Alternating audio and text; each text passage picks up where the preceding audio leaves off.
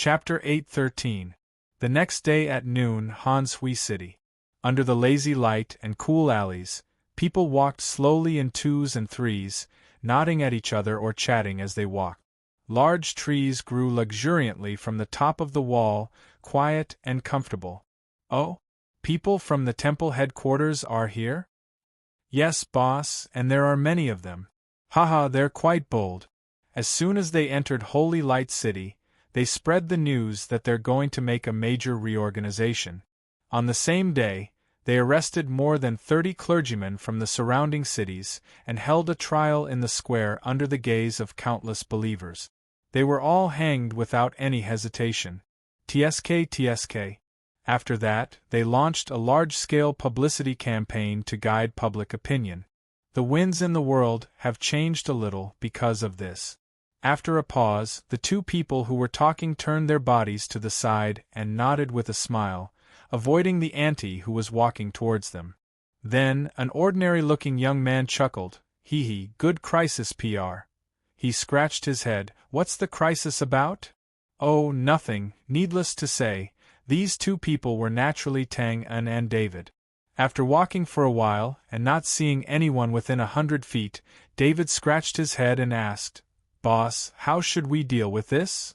"Haha, it's very simple. Based on the evidence, choose a few more influential victims and directly presume guilt. Then, continue to spread the news. The situation has developed to this point. It's impossible to reverse it with just some small trick. Well, it's too late. Unless the other party is really ruthless enough to kill most of the clergymen or kill us directly." Speaking up to here, Tang En's footsteps suddenly stopped and his brows furrowed. After taking a step forward, David turned back in surprise. "What's wrong, boss? I hope I'm overthinking." "Well, send more people to pay attention to the movements of the people from the temple headquarters." Boss, are you saying they still have a backup plan?" "I don't know. I only know that there are still many smart people in this world." Tang En narrowed his long and narrow eyes. "If we can see that this small trick won't affect the overall situation, as long as the other party is not stupid to a certain extent, of course, they can also see it. But why do they still want to do this? No matter how I think about it, it seems like they're doing it for us. Tell our brothers to be more careful and be prepared." "Okay, I'll go now." Although it was just a guess, David still nodded without hesitation and turned to leave. "There's no hurry. Don't always do things in such a hurry." Tang En waved his hand helplessly to stop him. Han Hui City is hundreds of kilometers away from Sanctum Light City. We will receive the news at least a day and a half later.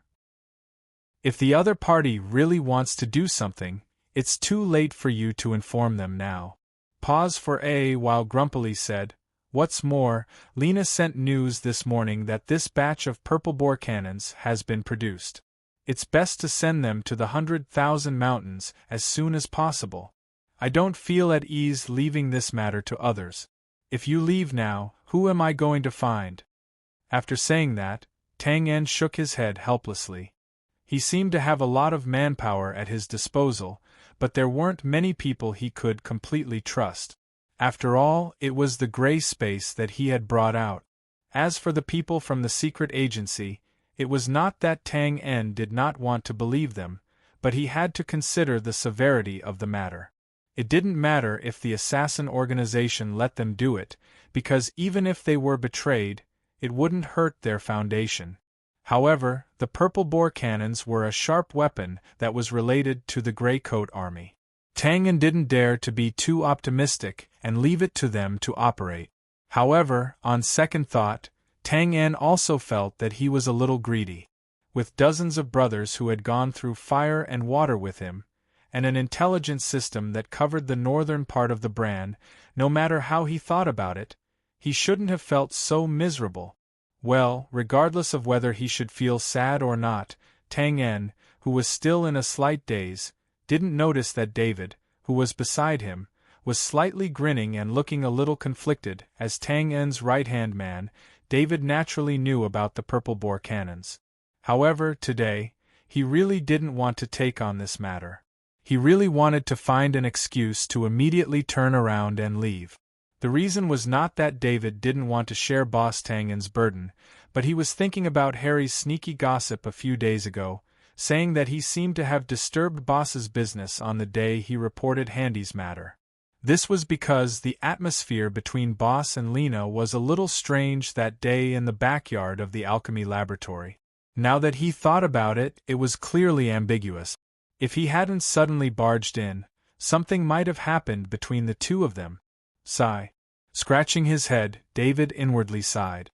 Boss, you can't be like this. I'm very familiar with Miss Josiah. How am I supposed to deal with being stuck in the middle? Moreover, even if you couldn't help but want to go on a date with your ability, who would know if you did it in secret? Why do you have to let me know so openly? It's very hard to be a good person. After walking out of the alley and passing through a man-made path, the Hanshui River appeared in front of them. Then, the conflicted David suddenly stopped and looked at the street in front of him in a daze, a strange expression on his face. Lena's alchemy laboratory was located by the Hanshui River, a few hundred meters in front of Tangen and David. But Lena wasn't in the laboratory now. Instead, she was wearing a black robe with a beige belt around her waist. She stood gracefully on the right side of the street, occasionally stroking her hair and smiling warmly and courteously, displaying a charm that would draw people's attention. Of course, this wasn't the main point. The main point was that there was a youth standing in front of Lena, spreading his hands and laughing. The two seemed to know each other, and the scene was harmonious. And from this youth's luxurious clothes and the exquisite carriage parked not far away, it could be seen that his family was very well off. He was either rich or noble. David stared blankly and secretly looked at the expressionless or calm Tangen beside him. His heart couldn't help but skip a beat. The situation didn't seem good at this time. The corners of Tangen's mouth suddenly rose and he chuckled twice. He then shook his head slightly and walked over. Isn't he laughing out of anger? This is a big problem. Sigh, Lena, since you've already done it with Boss, why bother with others? That blind brat, of all people, why did you have to do it with Boss? Aren't you courting death? Very quickly, Tangen arrived beside the two of them. He did not interrupt them directly, nor did he make any violent or bloody actions. Instead, he stood at the back, sizing up the youth from head to toe with great interest. It's over, it's over. David covered his face and pretended that he couldn't bear to look. He's angry, Boss is definitely angry. He's looking for a good place to start. This guy will be bedridden for at least a month, no, half a year. David, who was lamenting the youth's tragic fate, didn't see that after Tangen walked over, he winked at Lena, who had a relieved expression, and the corners of his mouth rose. No wonder you need so many metal ores. It turns out that Miss Lena is actually a master alchemist. You really make me blush with shame. HM? She seemed to have just recovered and stroked the hair in front of her forehead. Haha, you flatter me. I just like to study some strange things, that's all. I don't deserve the title of master. He spread his hands exaggeratedly. Oh, Miss Lena, you don't have to be modest. You should know that with your achievements, it's enough to make those old guys in the Alchemist Guild chop off countless white hairs. Haha, covering her mouth and chuckling, Lena nodded in response. Her attitude was, as always, neither cold nor intimate. To sum it up, it was probably a little alienation mixed with politeness. But there was some doubt in her clear eyes, and she turned to Tangen, who was unbuttoning his lapel. However, the rich youth obviously didn't realize this, nor did he notice the arrival of Tangen. After a few words of conversation, he muttered to himself and smiled gently. Miss Lena, you should know that my family's main business is metal ores. So I happened to know that there will be an industry gathering in Hanshui City recently. There will be many strange stones and iron ores. I think Miss Lena will be interested. How about I pick you up at that time and we go together? Considerable wealth, elegant behavior, appropriate words. Obviously, this young man must have painstakingly prepared for this meeting. Now that he said the reason, it was not easy to refuse. A palm was placed on the young man's shoulder, and he laughed mockingly. Hey kid, picking up girls? The saying of picking up girls was too trendy and straightforward. The rich youth couldn't help but be stunned when he heard it. He turned his head and saw an ordinary-looking young man with a wicked smile on the corner of his mouth. His clothes were half exposed, and he looked like a scoundrel, winking at him and smiling mischievously. Who are you? No way. You're picking up girls on this street and you don't know me? He leaned back and spread his hands exaggeratedly. Newcomer? Haven't you heard of me, the god of picking up girls, nicknamed the ruthless playboy, the little white dragon with the cold mercury silver spear? What dragon? A lot of messy words were thrown out, and the rich youth was obviously a little confused. On the side, Lena's delicate body trembled slightly, and she covered her mouth to hold back her laughter. She squinted her crescent-shaped eyes, sparkling as she watched how Tang-en was playing around. Forget it. Alas, I didn't expect that I, the cold mercury little white dragon, would actually lose my legend in the Jianghu. It's really a new generation burying the old. He raised his head and sighed, looking very regretful. Then he pointed his finger and said frivolously, But I have to say, kid, your way of picking up girls is wrong. What picking up girls? Please pay attention to your words. After a short moment of confusion, the rich youth quickly reacted and slightly frowned. Also, I don't know you. If there's nothing else, I think you should leave. He waved his hand and interrupted. What, you still don't want to admit it? I don't want to criticize you, but picking up girls is about being bold, careful, and thick-skinned. You obviously can't do it like this. Is that so? The rich youth's face was a little stiff, and he took a deep breath. Poise, of course it is. All right, since we're in the same line of work, I'll teach you a few moves today. He raised his head, flirted with his fringe, and turned around to stand in front of Lena. He looked her up and down, and his expression became extremely gentle, like an infatuated gardener who accidentally saw a famous flower quietly blooming. After the surprise, there was an implicit appreciation and careful appreciation. This made the rich youth, who was about to reach out his hand to be the flower protector, startled. His hand stopped in midair, and he thought to himself, could it be that this person is really good at picking up girls?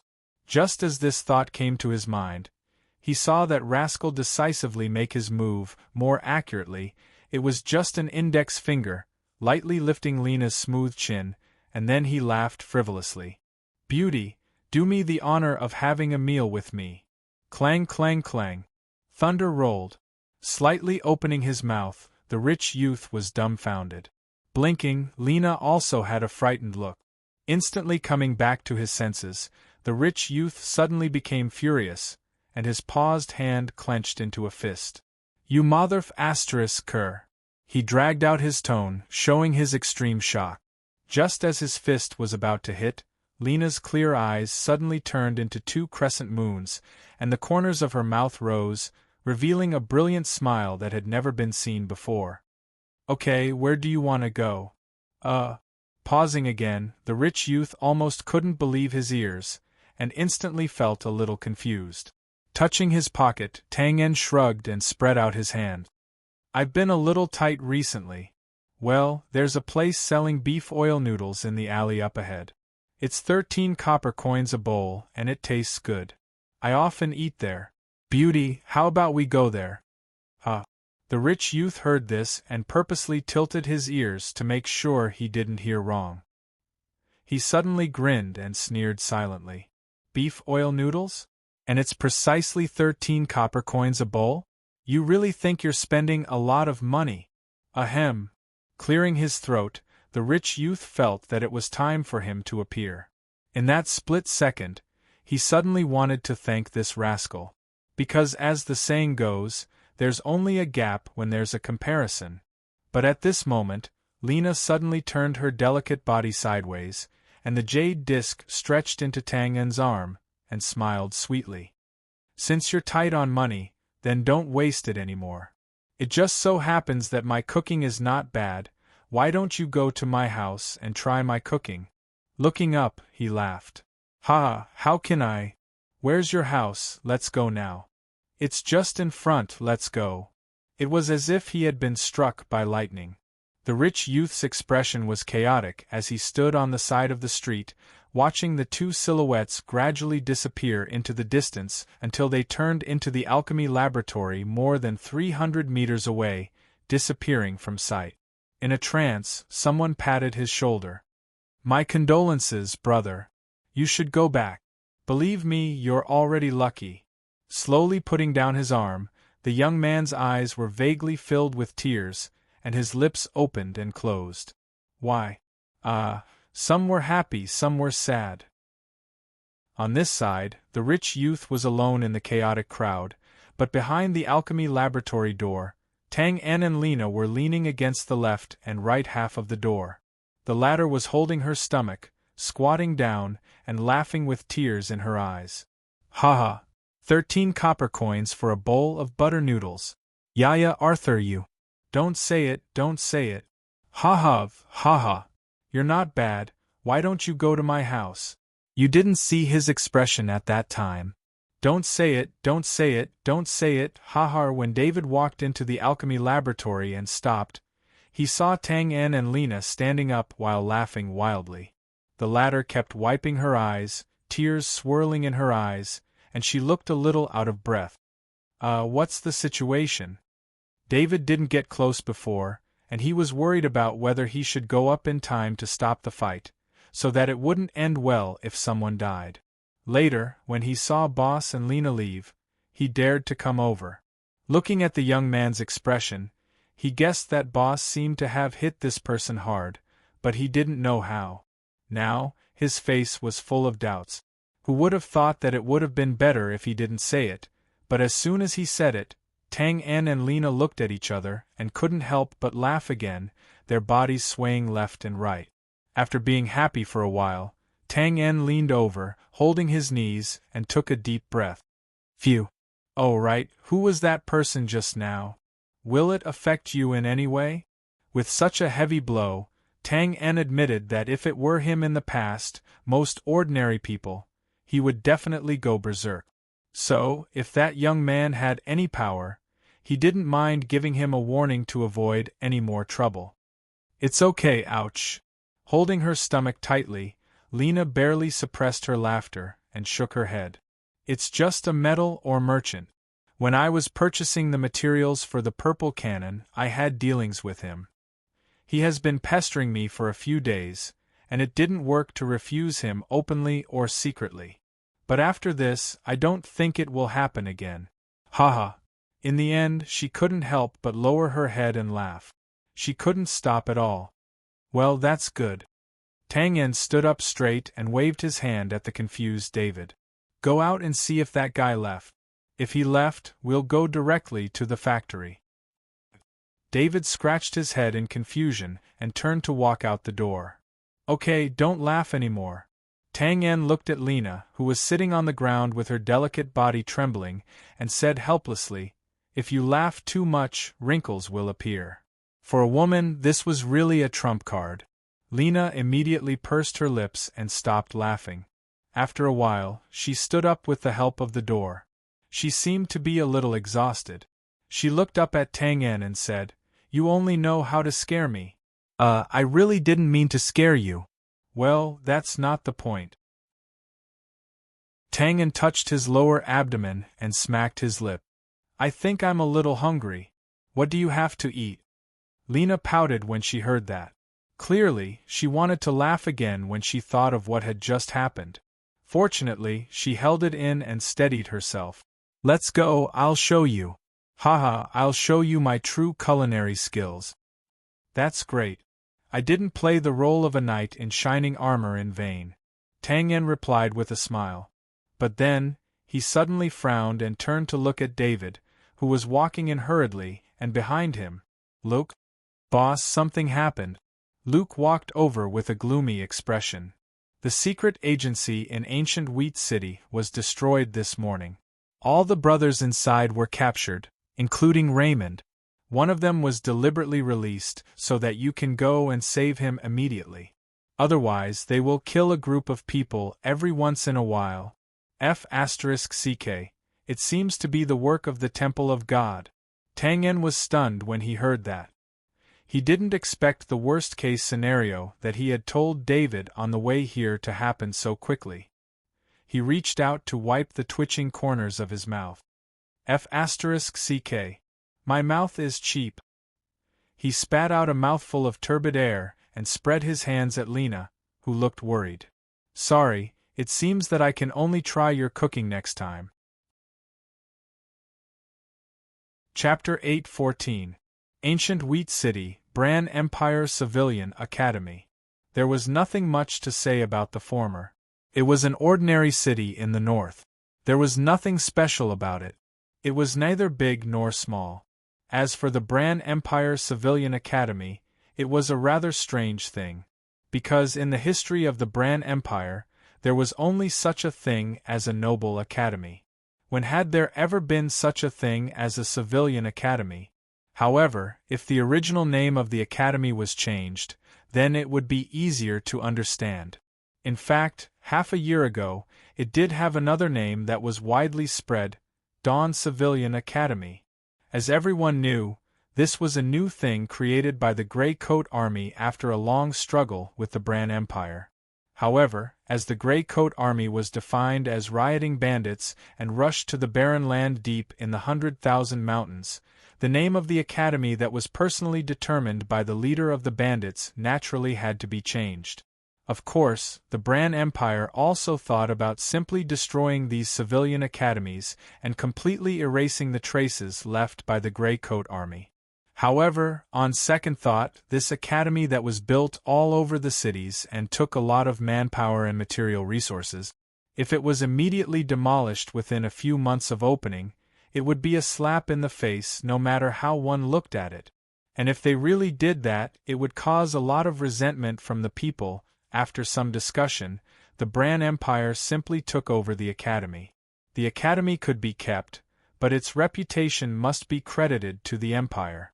After all, this thing was indeed a good thing in the big picture. It had a great effect on stabilizing the people's hearts. At least in the eyes of the big shots in the Bran Imperial Court, this was enough. However, the organizations in the cities that actually spent a lot of money and manpower to build the academy inevitably had some complaints. It was important to know that this money was not just a one-time investment. The subsequent cost of teaching materials, various supporting facilities, and so on still had to be borne by the finance of the cities. This also meant that the money of the other administrative organizations would be reduced, and the money that could be embezzled would naturally be reduced. But then, when the citizens, who even in their dreams hoped that their children could have a decent identity so that they wouldn't have to inherit their despairing lives when they grew up, all gritted their teeth and took the money for their drinks, living expenses for a few months, and the money they saved for their children's future wives. They brought it to the academy with both hands. More than half of it entered the financial system and quickly filled the coffers. The big shots in the city were shocked. What a huge contrast! He originally thought that it was a money-losing business, but who would have thought that it was a rooster that could lay golden eggs? Something's up. There was definitely something going on. Following the change in mindset, the attitude of the city's higher-ups towards the commoner academy also changed in an instant. They were no longer as indifferent as they were in the past. Instead, they were enthusiastically discussing whether they should change their signboard. Publish it in the newspapers? Most importantly, should the school fees be increased? Then, he would build a few more academies. Of course, this wasn't the main point right now. More importantly, as the setting sun in the west gradually dyed the sky red, a group of hundreds of people quickly gathered in front of the golden egg-laying rooster. Their clothes were very messy, and there were young and old people. They didn't look fierce. However, the The guard who was reading the newspaper in the small house next to the door looked up through the crystal glass and saw the various weapons in the hands and waists of these people. He couldn't help but put down the newspaper in his hand and subconsciously touch the wooden stick that was used to discipline the students. After a pause, he touched the iron stick on the side. He vaguely felt that this group of people didn't come with good intentions. 3 walls, 1 ditch, and the venue is big enough. This is simply a natural place to fight. I've decided, let's do it here. In front of the crowd, a young man carrying a big sword casually looked around. His eyes finally swept across the gilded words, Bran Empire Commoner Academy. He nodded and said, Here? Empire Commoner Academy? An old man who was wearing a luxurious robe like a rich man opened his mouth and walked out. He looked very hesitant. Do you want to think about it again, Road? If we make a big deal out of it here, the impact won't be too good. Impact? Haha. Don't worry. If we don't make a big deal out of it, how will Tang En know to come here? Waving his hand casually, the young man sized up the towering iron gate of the academy. He licked his lips and walked over with his big sword. At this moment, "Who are you? What are you doing here?" The rather sturdy guard, holding the iron stick in his hand, rushed out of the small house and shouted with some vigilance and fear. However, the young man didn't seem to hear. Instead, he raised the big sword in his hand from 3 feet away. What do you want to do? Where are you from? The Twin Blades Gang or the Tsing-E Gang? I'm warning you, this is the Empire Commoner Academy. The important people attach great importance to it. The police station is personally protecting this place. Don't mess around. Without waiting for the guard, who seemed to be from the gang, to finish his threatening words, the young man suddenly stepped forward and swung his sword. Chi. A gold and silver sword light appeared out of thin air. It immediately crossed the distance of 3 feet and hit the center of the towering iron gate. Boom! Boom! The dough light exploded, and the towering iron door only swayed for a moment before it immediately crashed down like a jade pillar that had a mountain of gold pushed down, causing the ground to lightly tremble and dust to fly in all directions. Carrying the big sword, the young man tilted his head and touched his earlobe. He stepped on the iron gate and walked straight into the courtyard. When he passed by the stunned guard, he paused and turned his head. "Excuse me, how do I get to the dean's office?" "Go, go, go." In the trembling voice. Clang. The iron stick fell to the ground and rolled twice powerlessly. Needless to say, this group of people was naturally Rode, Byron, and the others who came for Tang En. Regarding the specific hiding place of Tang En, the Temple of Light didn't know. However, through the traces of the riots of the believers, they could roughly circle the area. Because the time to complete the mission was extremely tight, Rode and the others naturally couldn't waste time on searching. As soon as they entered the edge of the area, which was the ancient Wheat City, they simply stopped and looked for the secret intelligence agency of the Grey Coat Army. It had to be said that the Temple of Light had sent out a lot of experts in order to smoothly eliminate the source of the unrest this time. Naturally, this included the experts in tracking and gathering information. Under the means of coercion and bribery, they quickly determined the location of the secret agency from various channels in the city. Then, with the strength of Rode and the others, naturally, they smoothly captured the people inside without any effort. Then, the team dispersed and went to several surrounding cities. Logically, they captured more people. They gathered in the ancient Wheat City in the evening. Rode chose the current civilian academy as the battlefield. This series of actions was like the autumn wind sweeping away the fallen leaves, not giving the outsiders the slightest chance to react. It had to be said that although Rode looked a little crazy, his many methods were unusually sharp and could be said to be decisive and shrewd. "You there, where are the explosive crystals that we brought? Bury them at the main entrance. Just bury them around the other 3 walls. Whoever steps on them will be unlucky. My lords, don't be idle. Aren't you mages? It shouldn't be a problem to set up a few magic traps. Sigh, clumsy. It's better to have our own people. Forget it, the rest of you follow me in to clear the place. In Rhodes' careless shout, hundreds of people quickly divided into many small teams and spread out. The division of labor was clear, and they built the prototype of a defense network according to the terrain of the academy. It could be said that, except for Bishop Byron and the other bishops, even the ordinary light knights were out-and-out experts in actual combat. Wait! Just as Rhodes walked into the courtyard with the big sword, the white-bearded old bishop hurriedly pulled him back. You're going to bury a trap here now? Then the people in the academy, how are the students going to get out? Get out? Why get out? Rhodes turned his head in astonishment and looked at him as if he was looking at an idiot. Don't you think that such a battle destined to be a classic will be boring without the audience? Hearing this, the white-bearded old man suddenly froze in place and opened his mouth. You're making trouble. With a roar, his face was ashen. You know very well that once experts fight, a casual outflow of fighting energy can cause countless casualties. Do you want the temple to bear such a huge crime and innumerable curses because of you? He shrugged indifferently. In fact, the one who is making the temple bear such a huge crime and innumerable curses is you. Isn't that right? Curling his lips, Rhodes pushed away the white-bearded old man's pull and turned to leave. He muttered, You want to be a bad person, but also want to be a good person. Bah! If you're bad, then be bad to the extreme. I'll still respect you as a person. But you still want to set up a monument, hesitating, cowering, you're doomed to have no future in this life. His muttering was not loud, but it was enough for the people around to hear clearly. You! The white-bearded old man pointed his trembling finger. His old face instantly flushed red, as if he would vomit blood in the next moment. Seeing this, Byron shook his head and stepped forward to pat the old man's shoulder.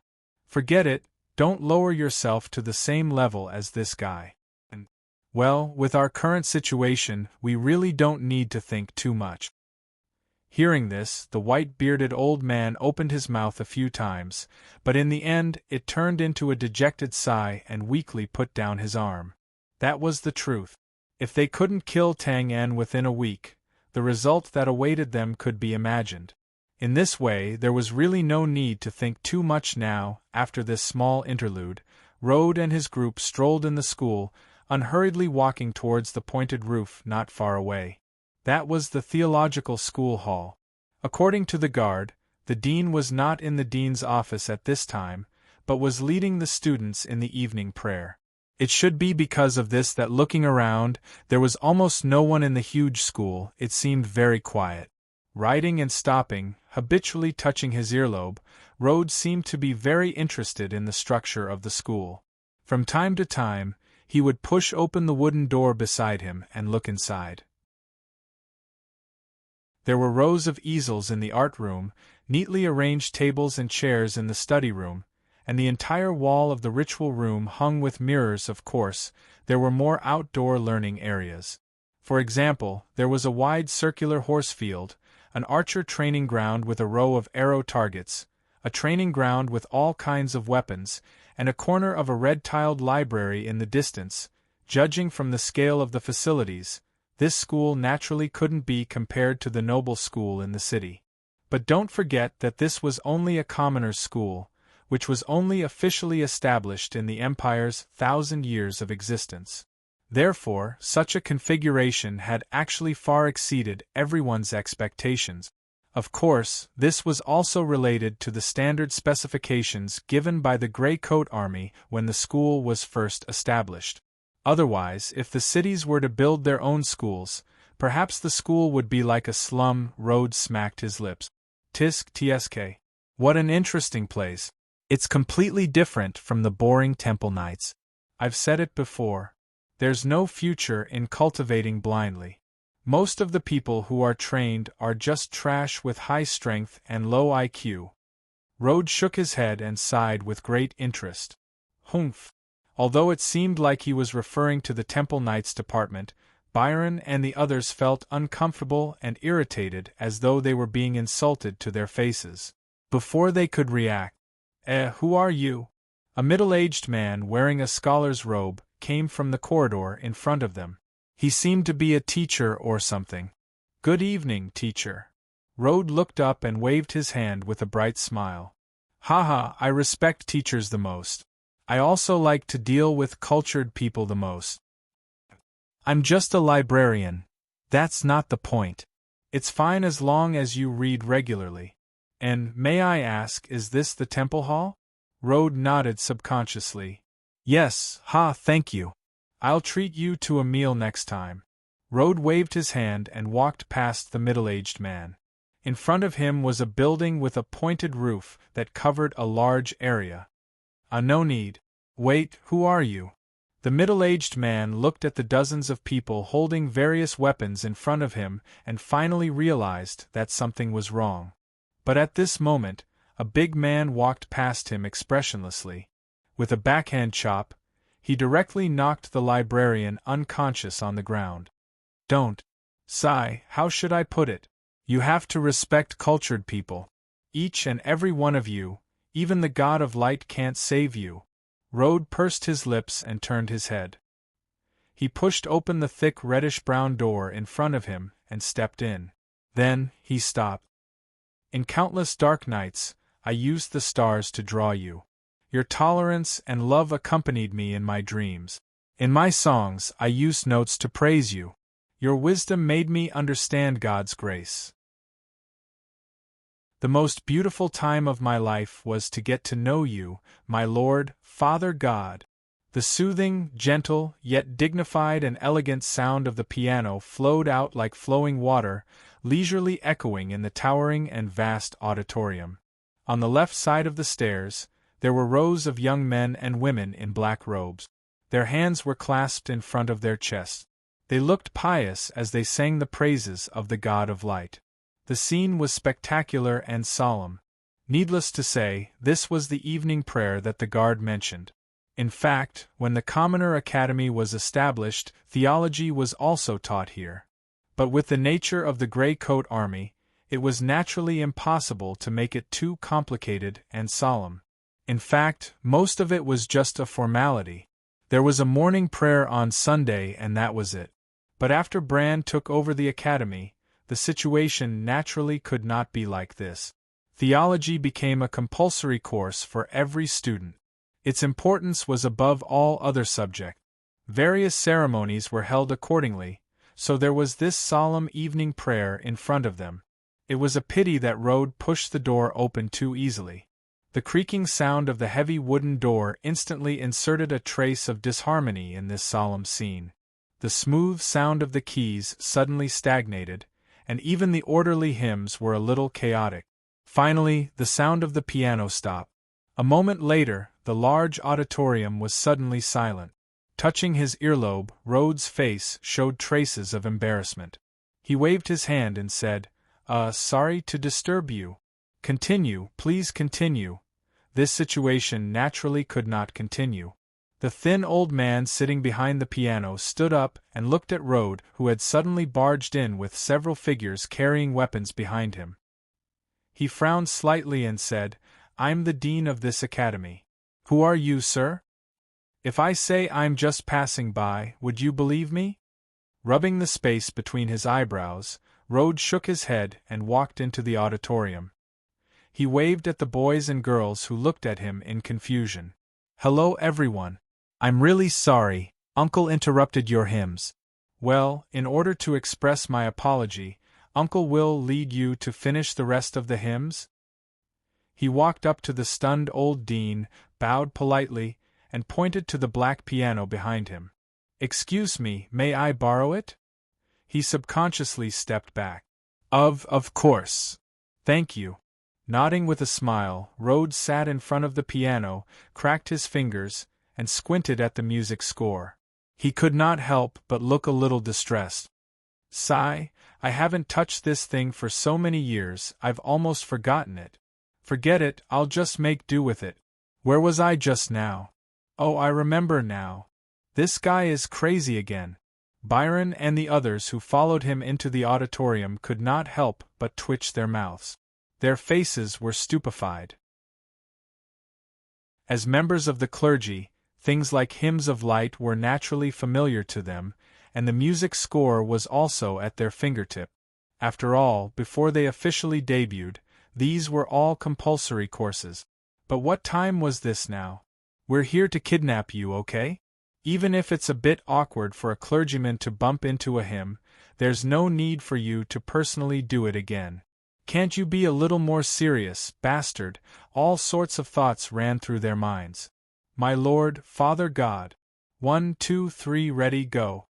Ding ding dong dong, the slightly shaky music of the piano mixed with a soft hum sounded. I beg you to listen to my call. I beg you to take pity on me and grant me. Can you forgive me for my unintentional offense? Can you forgive me for my wrongdoings? The music was indeed correct, and so was the hymn. Thus, some students who did not know what was going on still subconsciously opened their mouths, and the sparse chorus sounded again. Then, as the old dean waved his hand in relief and tapped the beat, the previous uniform hymn sounded again, and the scene became solemn again. On the other hand, Byron and the others were somewhat uneasy, and also somewhat comical. They were not crazy, and of course they would not go crazy with Rhodes. But in the current situation, it seemed very abnormal and unnecessary for them not to sing along. In the end, they could only watch Rhodes sing loudly with awkward and strange expressions. These discordant existences did not affect Rhodes. At this time, he was squinting and shaking his head, playing the black and white piano keys casually. His condition was getting better and better, and he seemed to be enjoying it. Ah, praise God, praise your mercy, praise your love. Ah, God of faith. Chapter 8:15. The next morning. The sun had yet to rise, and the night wind was still blowing. The sky gradually brightened up, but it was still hazy because a thin layer of fog had descended and shrouded the entire ancient wheat city. It didn't dissipate for a long time. Some women who woke up early pushed open the attic window and breathed in the cool morning air. Listening to the crisp cries of children selling newspapers, they looked up at the clear sky and could not help but smile. The weather was not bad, and it was a normal quiet morning. But then, boom, boom, boom, a series of loud noises that sounded like muffled thunder came from afar, instantly freezing the smile and breaking the silence. After a pause, some women looked up at the sky, while others looked around blankly, not knowing what to do. Although the sounds were similar, the women who were completely awake could naturally tell that the loud noises did not come from the sky, but seemed to be in the city. For a moment they could not help but feel uneasy, and their good mood just now disappeared. The police chief of ancient Wheat City was also in a bad mood, especially when he was awakened by the loud knocking at the door of his lover's house. He looked even more panicked and subconsciously rolled off the bed. His eyes were like lightning as he quickly searched for the clothes that had been thrown around during last night's absurdity. If it were not for his remaining rationality that allowed him to recognize that the person downstairs was his assistant, he would have grabbed his clothes and jumped out of the back window. He put on his clothes, went downstairs, and angrily opened the door. Damn it! I swear. If you don't give me a reasonable reason, Chief, the civilian academy in the city has been hijacked.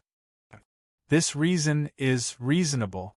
As the police chief, he naturally knew what kind of attitude the big shots in the city had towards the civilian academy after it became a rooster that could lay golden eggs.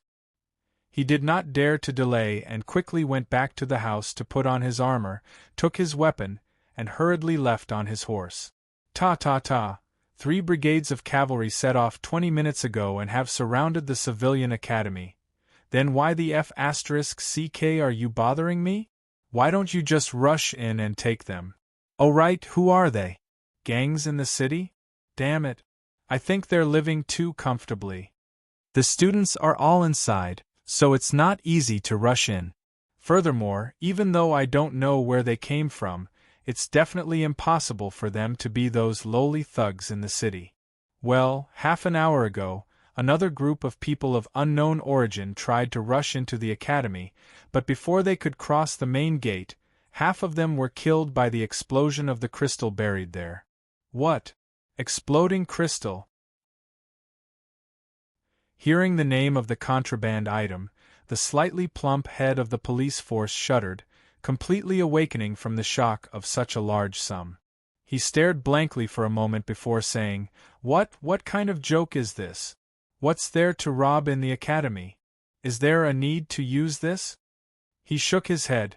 I don't know. However, what I can be sure of is that the other party's intention is not as simple as stealing something, because they don't seem to have any intention of leaving the academy. F***ck. Where did this lunatic come from? What about the surroundings?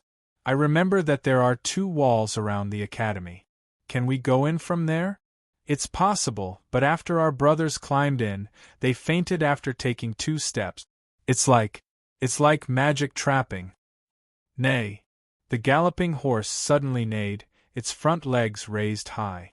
The head of the police force's plump body was like a willow catkin in the wind, swaying unsteadily on the horse's back, on the verge of falling. Ah, sir. Steady, steady. Let go of the reins. After a few thrilling breaths, the plump body did not fall off the horse. Following that, he screamed in horror, What the hell? Why the hell are mages robbing? After some tossing and turning, the rising sun finally slowly peeked out from the eastern horizon. It was like a young girl waiting to be married, blushing, gorgeous beyond compare. However, at this moment, no one was in the mood to admire this beauty, at least not the head of the police force. Even though he had made sufficient mental preparations on the way here, when he really reached the outskirts of the academy, his heart still sank. The Commoner Academy was located in the relatively quiet South City district, and implemented a closed management and boarding system. Therefore, other than the monthly holidays, there were not many people who would specially come here. However, the situation today was very different. The large iron gate of the Academy's main entrance lay twisted on the ground, surrounded by dozens of scorched earth pits. There were blood stains and some tattered limbs, but there were no complete bodies. It should have been left behind by the group of people of unknown origins. There was not a single person within 100 feet of the main entrance. This was because at the outskirts, the cavalry of the police force that had arrived earlier had raised their long spears and formed a temporary blockade, blocking off the 3 layers of onlookers inside and outside. Compared to the number of students inside, there were not many people who had come. However, under the jostling and clamor, the cavalry blocking the way inside were red in the face. It was very strenuous. Let me in. My child is inside. My child. Is this a kidnapping? Who are they? What's going on? Give us an explanation. Are you going to move or not? Are you going to move or not? Open your dog eyes wide and look. I'm from the Twin Blades gang. If you don't move, I'll kill your whole family. The corner of his mouth twitched. The head of the police force turned his head and looked at his assistant expressionlessly, with a questioning look in his eyes. Sir, the commotion caused by the exploding crystal was too great. We couldn't keep the news under wraps. I'm asking about these people. The head of the police force waved his hand roughly and cut off the assistant. He shifted his gaze to the gang member who was threatening the cavalry. Then, he turned his head and narrowed his eyes. He looked at the 100 or so men wandering around the outskirts, holding machetes wrapped in newspapers. These are from the Twin Blades gang. Their boss, One-Eyed Blade's daughter, is in this academy. Over there is the Green Robes gang. They also have a young master in there. The hearts of parents in the world were the same everywhere. They wanted their children to become dragons, and their daughters to become phoenixes. It was the same for the bosses of the gangs.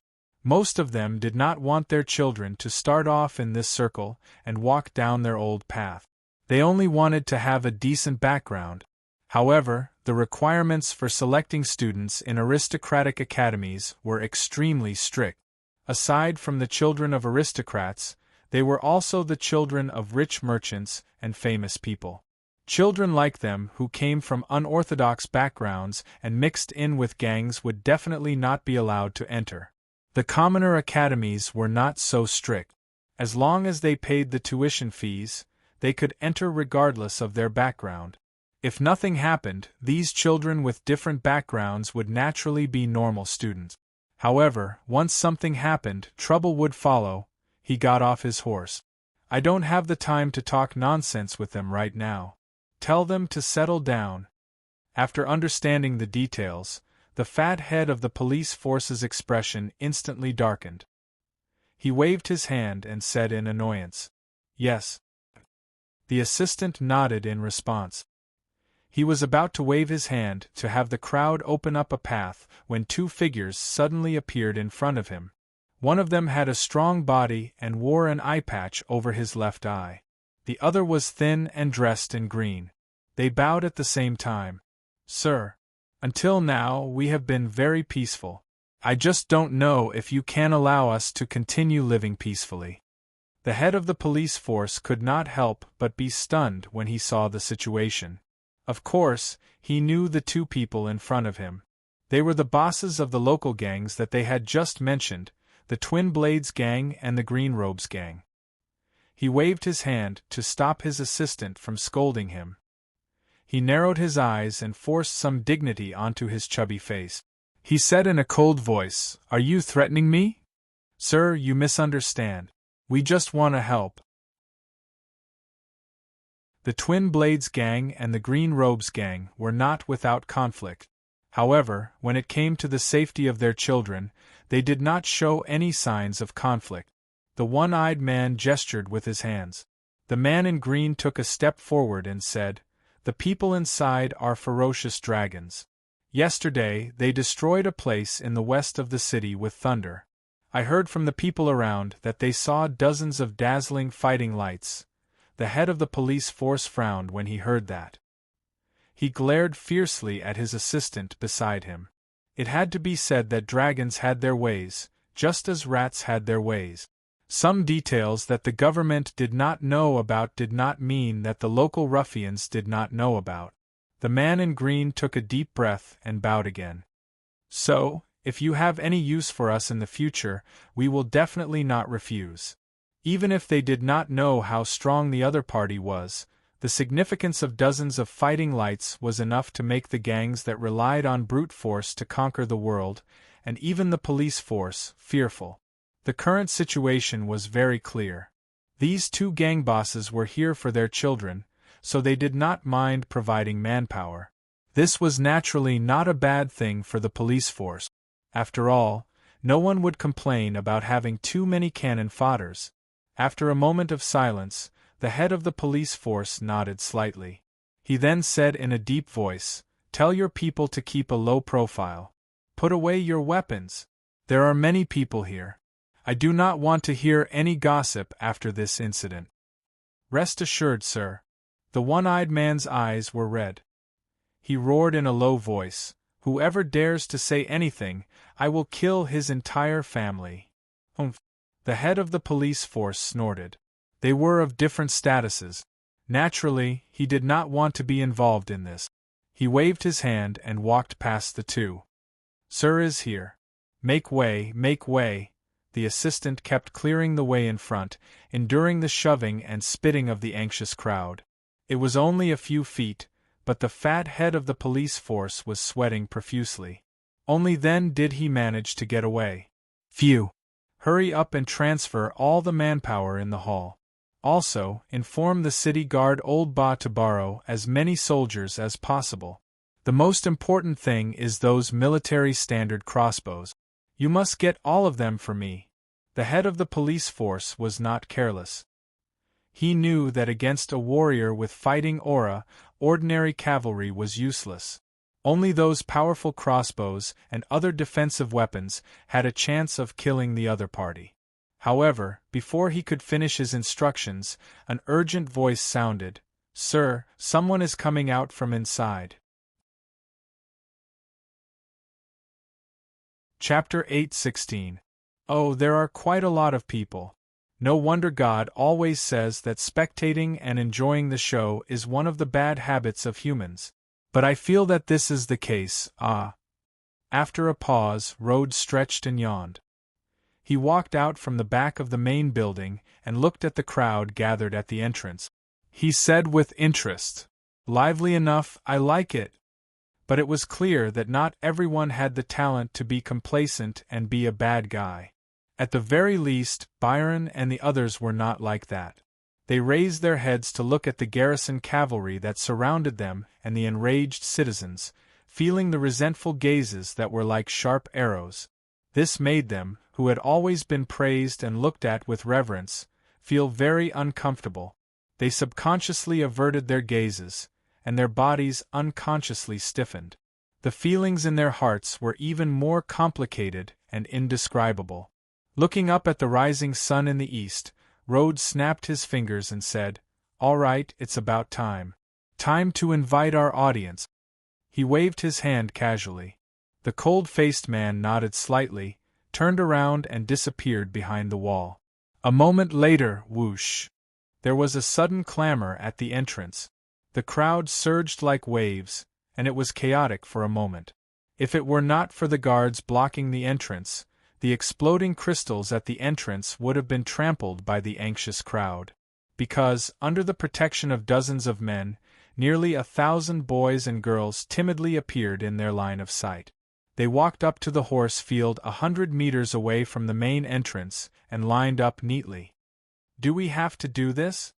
The corner of Byron's eyes twitched, and he endured it.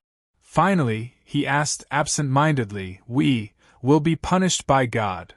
"Obviously, you are thinking too much." Rhodes tilted his head and touched his earlobe. He said matter-of-factly, "They are students. A student's job is to learn. I am now helping them broaden their horizons." Byron opened his mouth, but in the end, he was silent. Just like the few bishops beside him, his expression was extremely gloomy. But Rhodes did not have the time to care about their thoughts. He smiled and walked up to the wide horse field. When he saw the old dean, he seemed to be a little dispirited. "Hi, Dean, good morning." The old dean trembled when he heard that. He looked up at the young man who greeted him with a bright smile and shuddered. He couldn't forget that after leading the students to sing the praises last night, this young man named Rhodes had the same expression and tone, and then said, "I'm honored to inform you that this academy has been kidnapped by me. Without my permission, no one is allowed to take a single step out of the Divine Learning Hall. Otherwise, I'll send them to meet God." Swallowing his saliva, he mustered up his courage and angrily rebuked, "What are you trying to do?" He replied straightforwardly, "I want to be a teacher." Under the stunned gaze of the old principal, Rhodes walked up to the 1,000-odd students with a warm smile on his face and clapped his hands. "Look up at me! Look up at me!" One was gentle and peaceful, while the other was cold and callous. Most of the students were children in their teens. Even if some of their families belonged to gangs, they naturally wouldn't be that bold. When they heard this, they obediently raised their heads and focused their gazes. He nodded in satisfaction. "Ha, not bad, not bad. Now I have a serious announcement. I, Rhodes, will be your temporary teacher. Although this isn't the first time we've met, please take care of me." When he finished speaking, he simply bowed and pretended to be a teacher. His voice wasn't loud this time, and Rhodes didn't deliberately shout, but every word was clearly heard by the students and by the main entrance 100 meters away. Teacher. What's going on? Could it be a prank by the academy?" The people outside, whether they were spectators or had children inside, were all confused when they heard this and started discussing it. However, this didn't include the two gang leaders. They looked at each other, and their expressions were unusually ugly. It was impossible for it to be a prank. The broken limbs and pieces of flesh at the entrance couldn't be fake. If that was the case, it could only mean that there was something wrong with this person's head. The two gang leaders had worked hard to reach this stage, so their knowledge was naturally far beyond that of ordinary people. They also knew best that this kind of crazy person was often the most difficult to deal with. The world's laws, fame, and even life and death were like floating clouds to them. What was even more terrifying was that no one could ever guess what they were thinking and what they would do in the next second. The madman continued speaking. Of course, since I said that I'm a temporary teacher, I naturally won't be teaching you too much, so you must cherish this rare opportunity.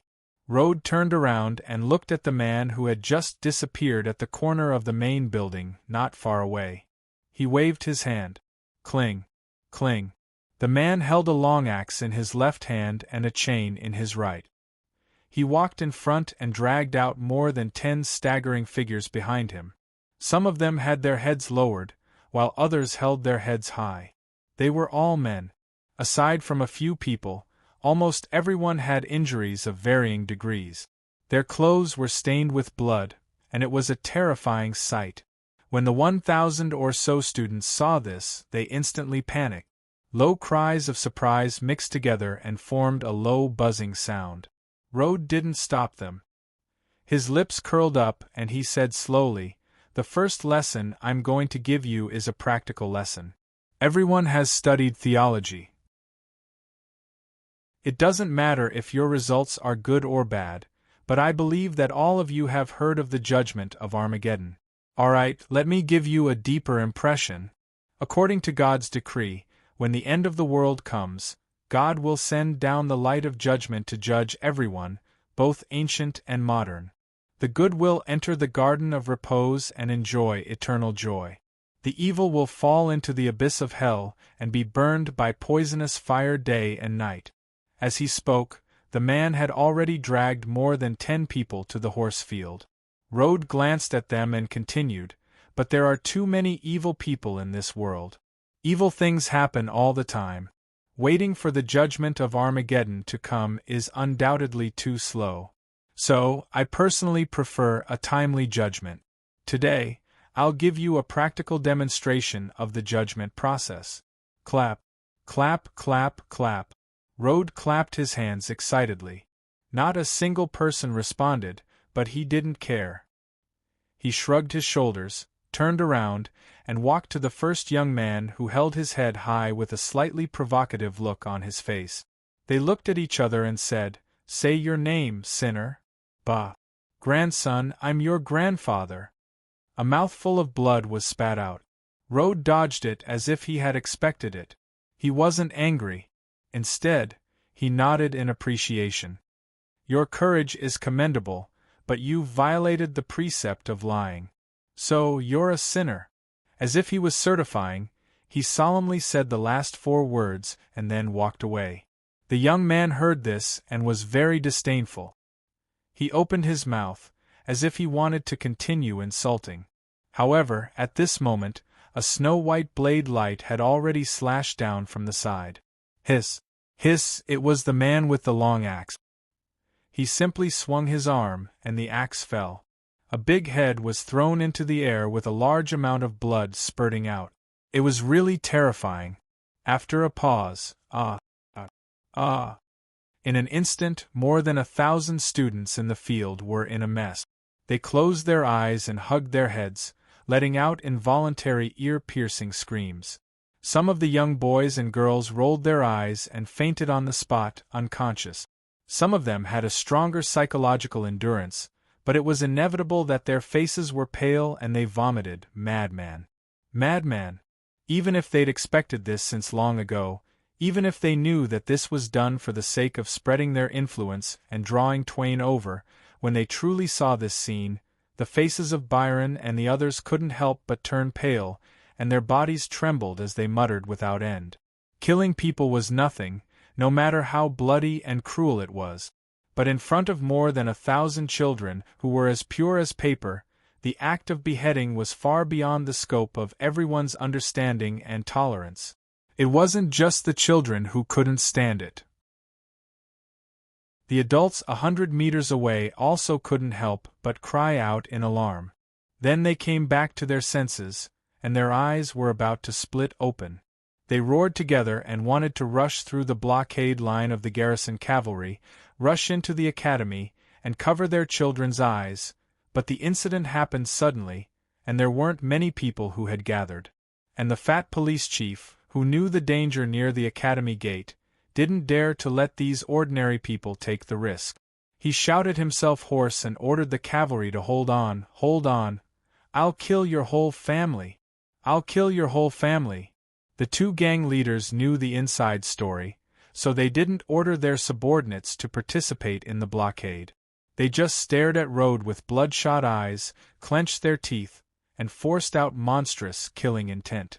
It was a pity that gazes couldn't kill people, so Rode calmly went to the second young man and said with a calm expression, "Say your name, sinner."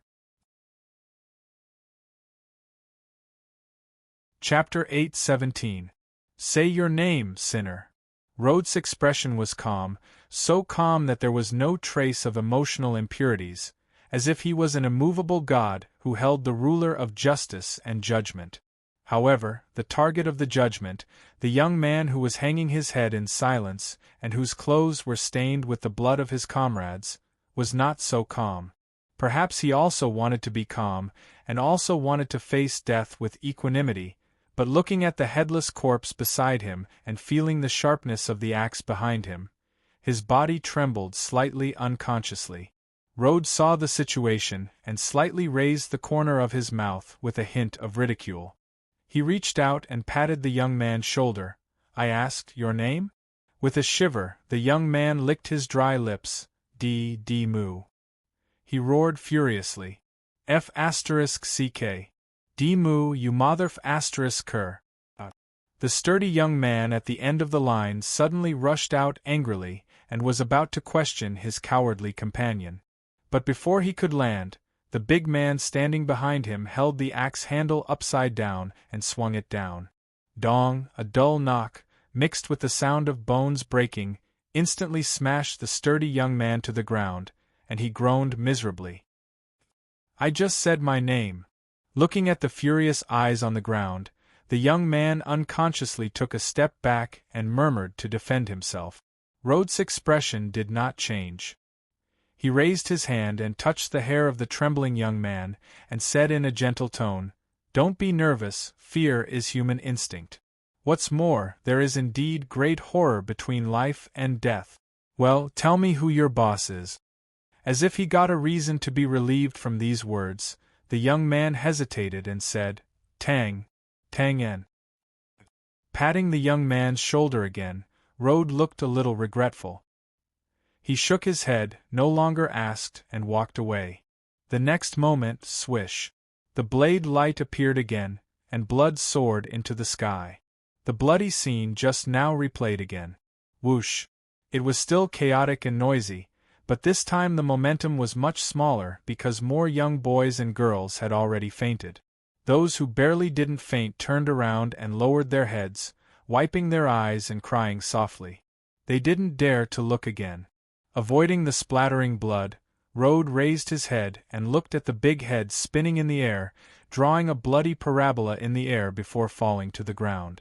Rumble. It rolled a few meters away before it fell limp and stopped moving. His face happened to be facing them. His eyes were empty, but a strong sense of confusion could be seen in them.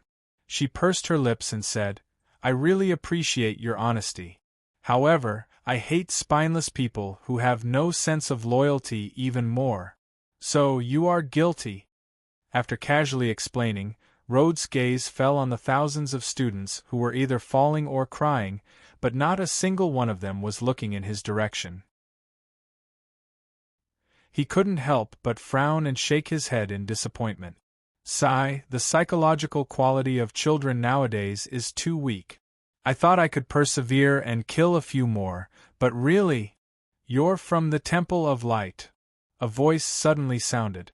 Rode turned around and saw a middle-aged man with flaxen curly hair and a slightly artistic temperament. He was also the third person tied to the chain. Sure enough, Rode's reaction undoubtedly confirmed the middle-aged man's guess. He stepped forward excitedly, pointed at Rode and shouted anxiously, You did this. Are you worthy of the faith in your heart, the trust of the gods? You are all sinners, your souls are completely corrupted.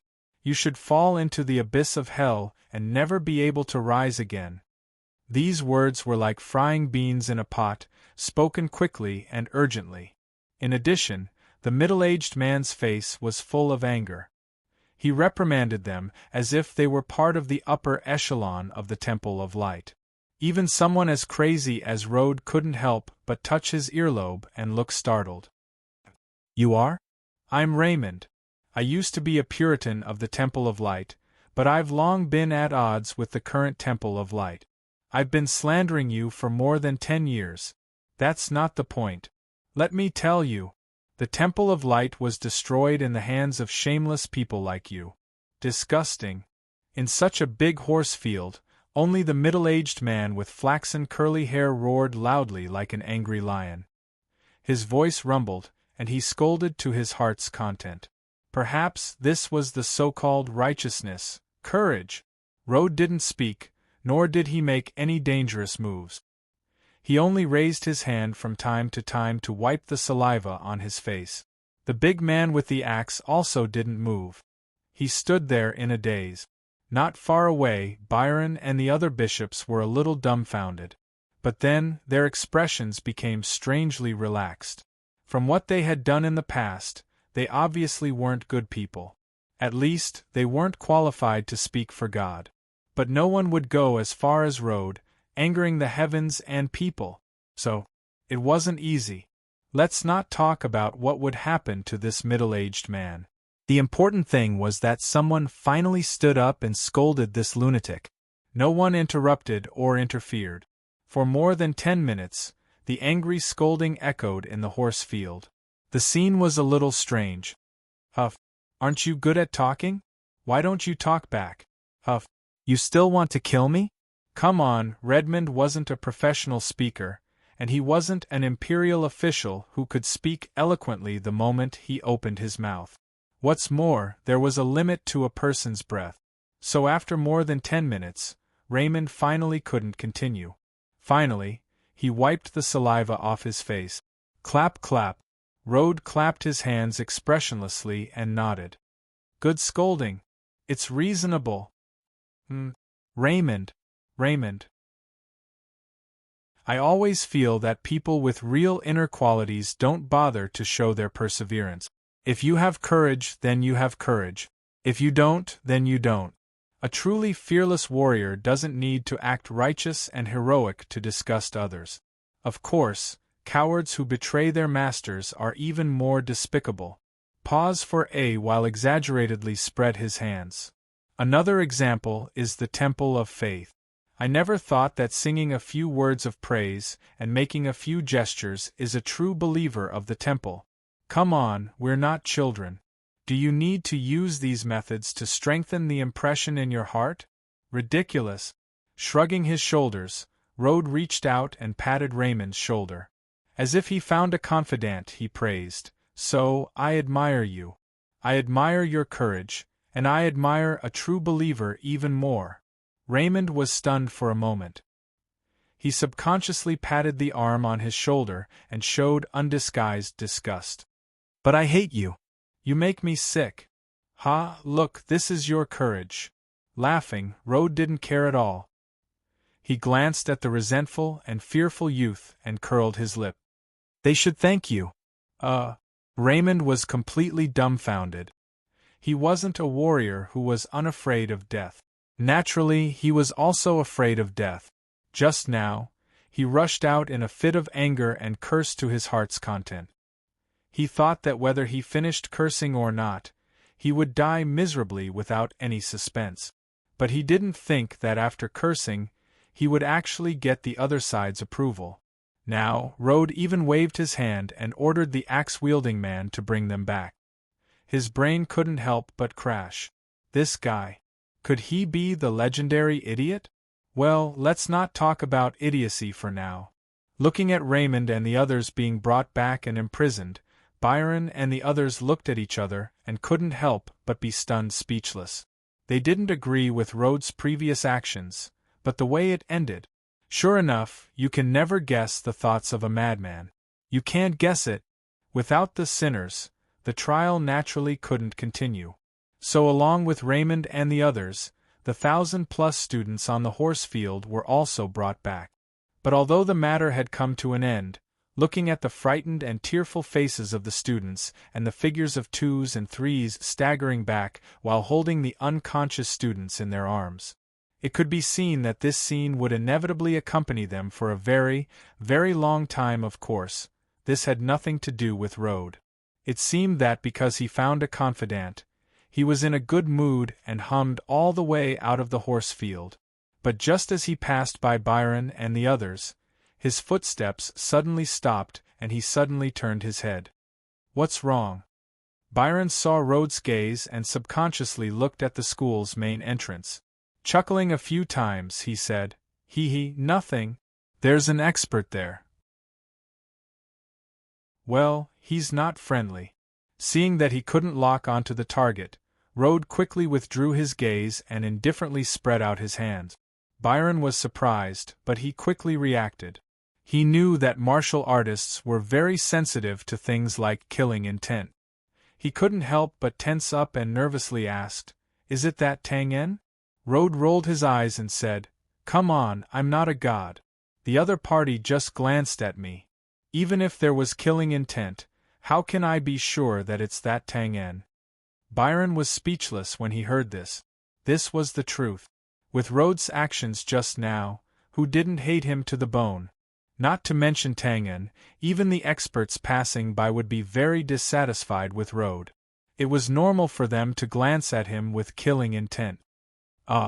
Rode stretched, rubbed his messy hair and directly left. "Well, I'm going to take a nap. Wake me up in 3 hours." Byron was stunned. Wake you up, for what?" Sigh. After a long sigh, Luo De turned around with a defeated expression on his face. "Big brother, even if you're a gangster, you still know that you have to keep your word.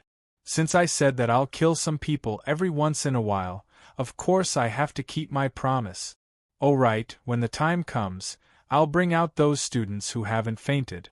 It's rare for me to be a teacher again, so I have to give some face. Stop, don't ask questions that lower my IQ. That's enough, don't bother me anymore." Byron and the other bishops looked at each other in dismay, unable to say anything as they watched Rhodes' rapidly disappearing figure. After a while, the old man with the white beard sighed and said, "This bastard. Those guys in the court of justice are really blind to let him live until now." Obviously, in the hearts of the bishops, madman was no longer enough to describe Rode. But the current situation was that if they wanted to save their lives, they had to rely on this crazy guy. Shaking their heads helplessly, the bishops discussed for a while and dispersed.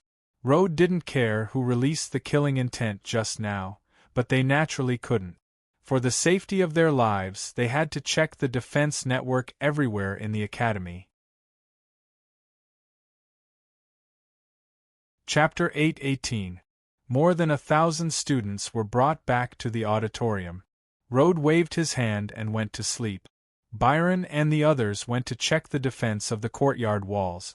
The incident in the courtyard could be considered to have calmed down for the time being, but the police chief outside wasn't so free. The atmosphere at the main entrance of the academy was getting more and more tense. The noise level instantly increased by several levels. Other than a few onlookers, the hearts of the students' parents were burning with anxiety. Of course, this was also normal. Although the children's lives weren't in danger, with Rhodes' behavior just now, no matter how one looked at it, he should be classified as a lunatic. And what could a lunatic do? Who could guarantee that? Scram. "If you don't want to save them, let us do it ourselves." "Hey, calm down your ass. It's not your children inside. A bunch of trash. F***CK, what are you talking about?" "This is what I'm talking about, are you going to move or not?" If it was during normal times, even if these ordinary people were given a few more guts, they wouldn't dare to challenge the police cavalry.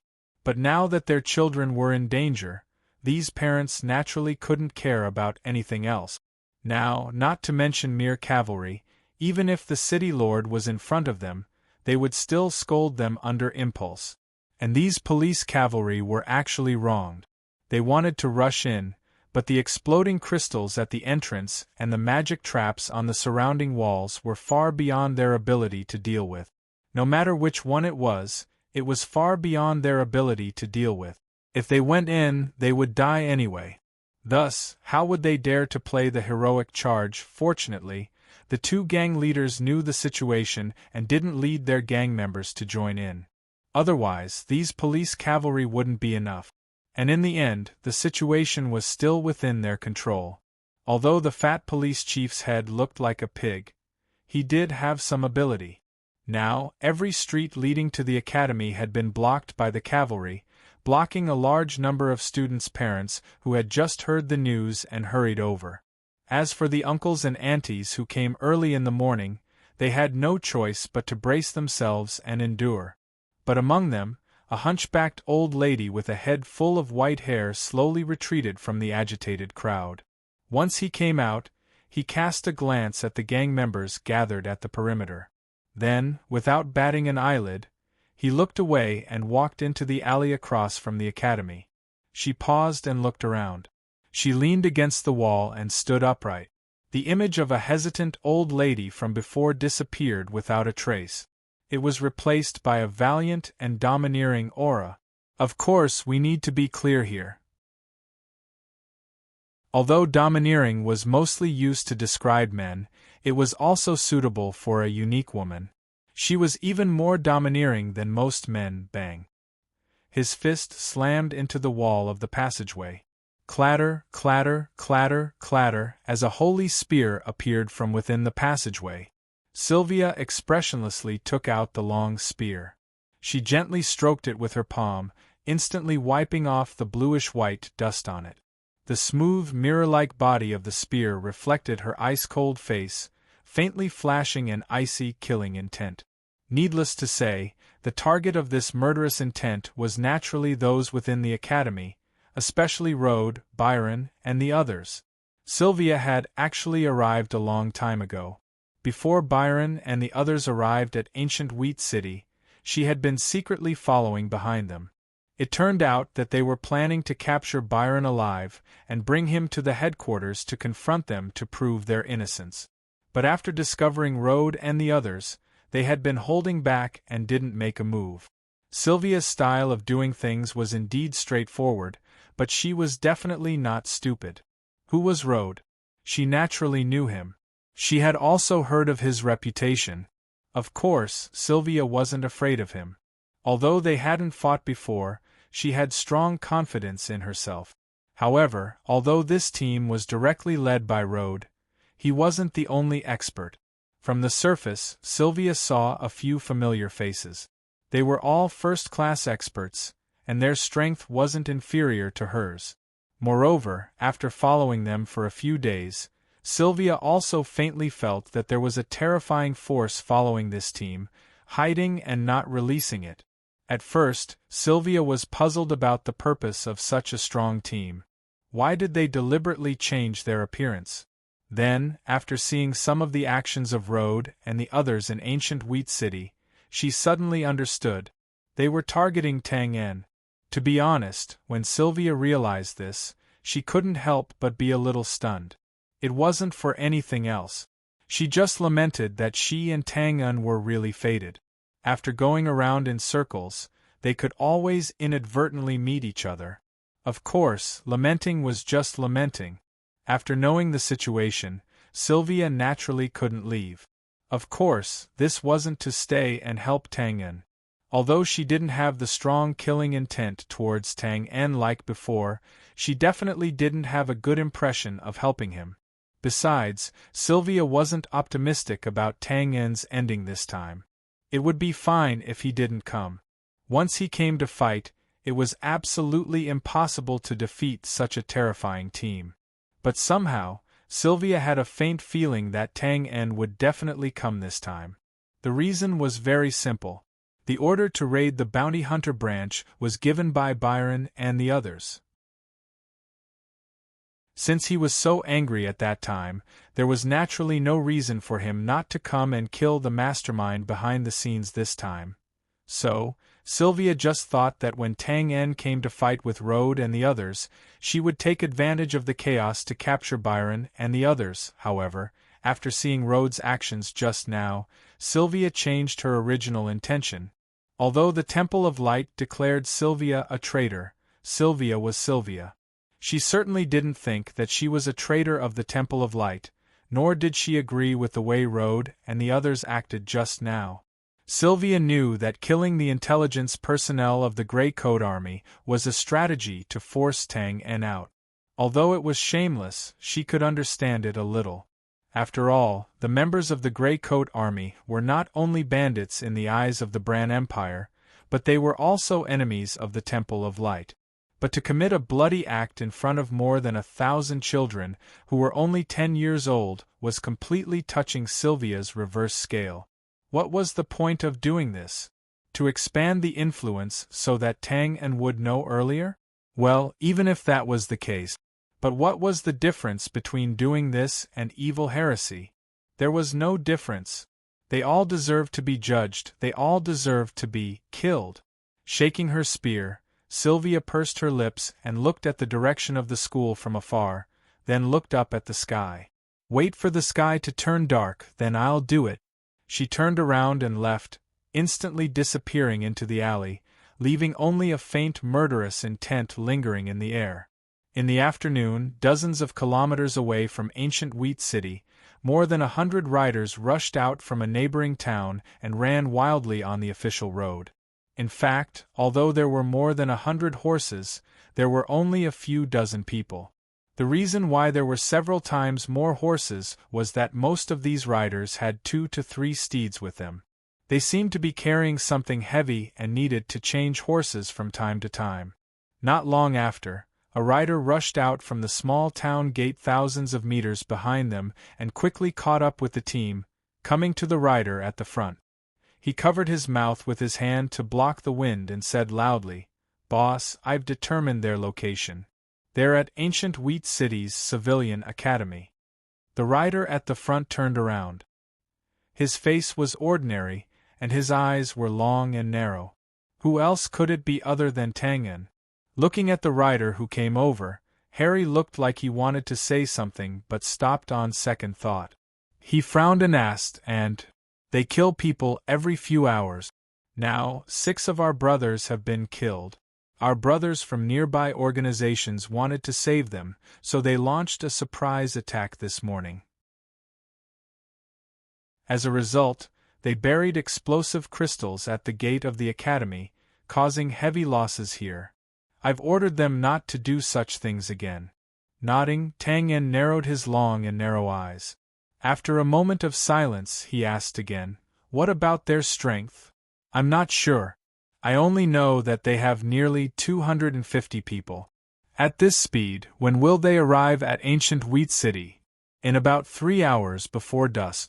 "Well, after arriving at Ancient Wheat City, you go to the city construction hall and get me the design and structure drawings of the academy. Also," Tang En glanced at the bag carried by the steed behind him. "For this operation, your task is to bring people to find a suitable place to hide. Without my order, you are not to attack. And once you attack, you must guarantee that you won't miss." "No problem, boss." "Good. Give the order. When the sun sets in the west and the night falls, we'll start immediately."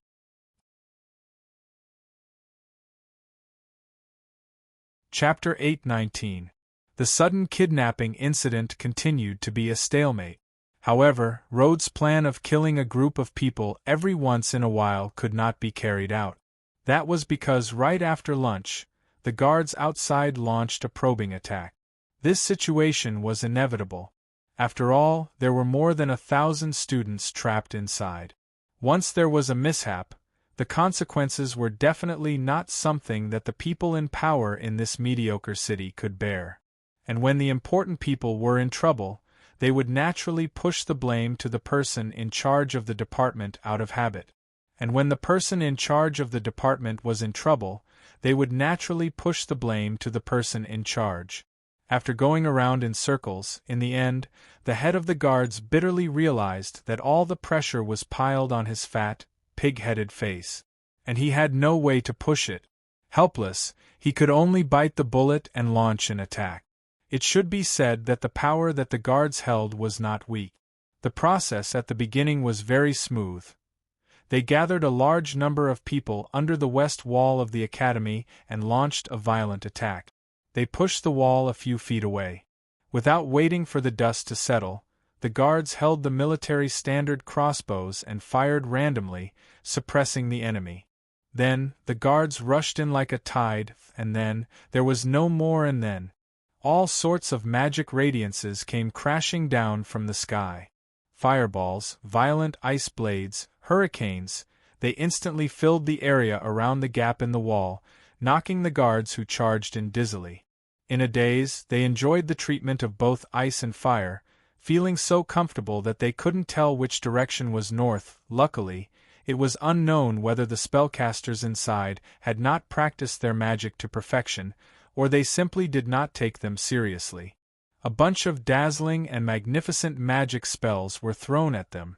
Although they looked terrifying, their destructive power was actually not that great. In the end, they still managed to make the guards, whose bodies were half covered in ice and half charred, flee in panic. The first probing attack was a complete failure. Logically speaking, after seeing the disparity between the two sides, the head of the guards should have understood the situation and given up the attack. But he had a strict order in his hands. There was no other choice. He could only frown and rack his brain for a while, then let his subordinates go down to the city to invite the mages. Of course, mages were not cabbages in the autumn world. Ancient Wheat City was also not a big city, so the number of mages was naturally not many. So the standard here was to invite as many mages as possible regardless of their strength. If it was not possible, then magic apprentices were also included. If they could not compete in quality, then they could compete in quantity. As for how to deal with those big shots in the city who pretended to know when they didn't, the head of the garrison guards was indeed someone with a mixed system. With a wave of his fat hand, he directly ordered the cavalry under him to carry out a vigorous demolition of the walls. In the name of it, this was to lay a solid foundation for a large-scale attack later on. Then, the situation became extremely strange. The neatly arranged cavalry soldiers carried hammers, and other things. They shouted slogans as they walked around the wall, rolling up mud dragons. Their momentum was astonishing. The people of the Temple of Light inside did not understand the dirty workings of the officialdom. For a moment they were really confused, and even tried to launch a few magic attacks. Later, he found out that these cavalry soldiers were simply running. The worst thing they did was to swing their iron hammers and knock on the wall. Then, they would quickly jump back like frightened rabbits and continue running. Were they planning to tear down the wall? It took a long time for the people in the temple to understand this point.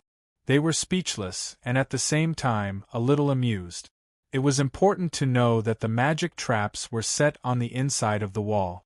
Whether the wall was torn down or not, it didn't affect them at all. In the end, they simply took it as a joke and ignored it. This farce lasted for a long time. The bright sun in the sky seemed to be a little bored. It slowly set in the west as it dozed off, and gradually became gloomy. Finally, it woke up abruptly and found that the horizon was below it. It couldn't help but emit a red glow as if it was the final radiance of the setting sun. It soaked the countless clouds around it, forming a gorgeous and tragic sunset. Dusk was coming. At the entrance of the academy, the people who had been causing trouble for a day looked tired. At this time, they were basically powerless to complain to the garrison guards. They just held on to their food and water and stared blankly into the academy. Rod's plan could not be carried out. Naturally, they could no longer see their children. The only ones who were still energetic were probably the two bosses of the Twin Swords gang and the Green Robes gang. They were not disheartened. On the contrary, They had a belly full of anger in their hearts that they could not vent. They did not participate in the disturbance. In the previous probing attack, because they were concerned about the impact, they did not lead their gang members to participate. They just sat there and watched in vain for a day. Naturally, they were very dissatisfied. However, they could not say anything about this. After all, they were characters who walked in the dark. In broad daylight, even if there was a verbal agreement, the garrison head could not brazenly bring them along. In the end, they could only look at the sunset in the sky and secretly clench their fists. They sighed softly. Wait a little longer. When the sky is dark, it will be easy to chop people. However, before they could wait until the sky was dark, they were met with someone who took the initiative to strike up a conversation. To be precise, it was a young man. He was dirty all over and carried a shovel. It seemed that he had just rushed over from a mining site. He approached them as if he was familiar with them. "You have children in there?" As if he could see that the two bosses were in a bad mood, his face was a little stiff. He added, "My brother is in there too. Sigh, you guys were fine. How did you get involved in this?" Probably because he felt the same way, the boss of the green shirt gang looked at the young man who was shaking his head and sighing. He added, "Yeah, who would have thought? Where did these guys come from? What are they trying to do?" "I don't care about that." The young man shook his head and then secretly glanced at the garrison cavalry not far away. He lowered his voice and said angrily, "I can't stand this bunch of trash right now. Damn it. Why do they look so mighty when they shout all the time? At the crucial moment they are so cowardly that they want to crawl into their balls. Bah, what the hell?" The boss of the green shirt gang heard these extremely vulgar words and could not help but chuckle. Although he knew the details, he would not go so far as to explain it to the garrison cavalry. The young man did not seem to be satisfied with his words. He continued to scold endlessly, "Trash, coward, coward. What makes me even more speechless is this shit-stirrer. His mother doesn't have the guts to go in, so she stopped us from going in. F***ck. If I had the chance to go in, I would definitely be able to save my brother." The one-eyed boss frowned and glanced over. He seemed to be a little annoyed and said disapprovingly, "I heard that there are many masters among these bastards, including warriors who know battle chi and even magicians. What can ordinary people like us do if we go in?" The young man also curled his lips disapprovingly. "So what if they are masters? Masters are also humans.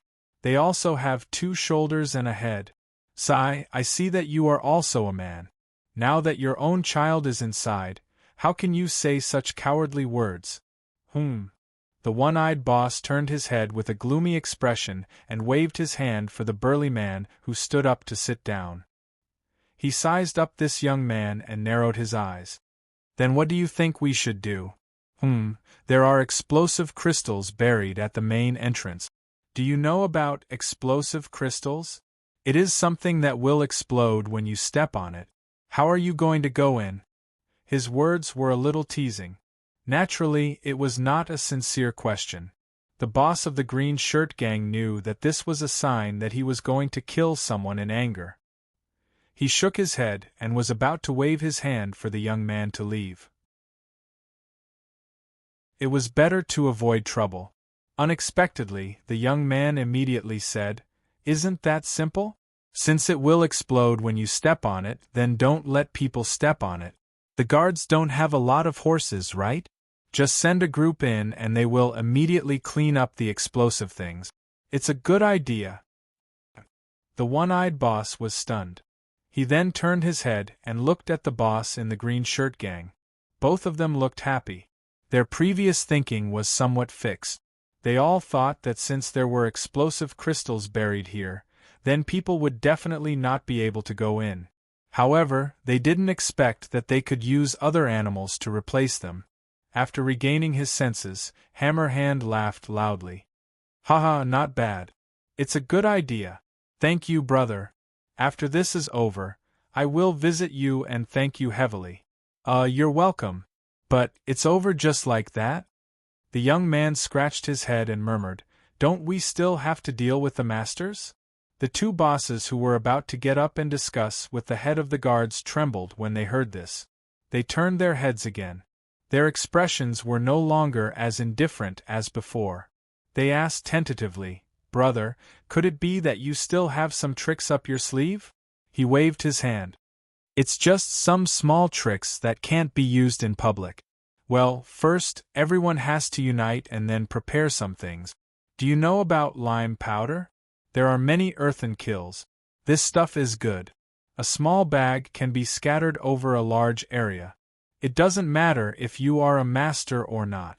As long as your eyes are stained with it, you will be like a blind person. You can chop at will. Do you know about chili water? You don't even know about this? You should know about chili powder. It's made by grinding chili peppers into powder. If you scatter it, it will be very effective. Not only will it confuse the eyes, but it will also make those masters cough and cry. But the most effective one is sulfuric acid. You don't know, right? Actually, I don't know if it's that name. However, when I was doing odd jobs at an alchemist's place, I knew about this stuff. This stuff is good. As long as it touches a person's body, tsk. Have you eaten oiled noodles? It's that sizzling sound. If it's light, the skin will be molted. If it's heavy, the face will be directly disfigured. What's with your eyes? After a moment of silence. Brother. His throat moved imperceptibly as he swallowed his saliva. The boss in green carefully patted the young man's shoulder with a complicated expression. Excuse me, what do you do for a living? Me? The young man pointed at himself and waved the shovel in his hand with a puzzled expression. I do odd jobs. Digging ditches, building houses, building fences and so on. What's wrong? Oh, nothing. The one-eyed boss hesitated and tried to organize his words. He slowly and solemnly said, Brother, how much money can you make in a day now? Do you have any plans to change jobs? How should I put it? It sounds like I want to drag you down with me. However, you are really a talent, and my attitude is really sincere. Well, what do you think of gangs?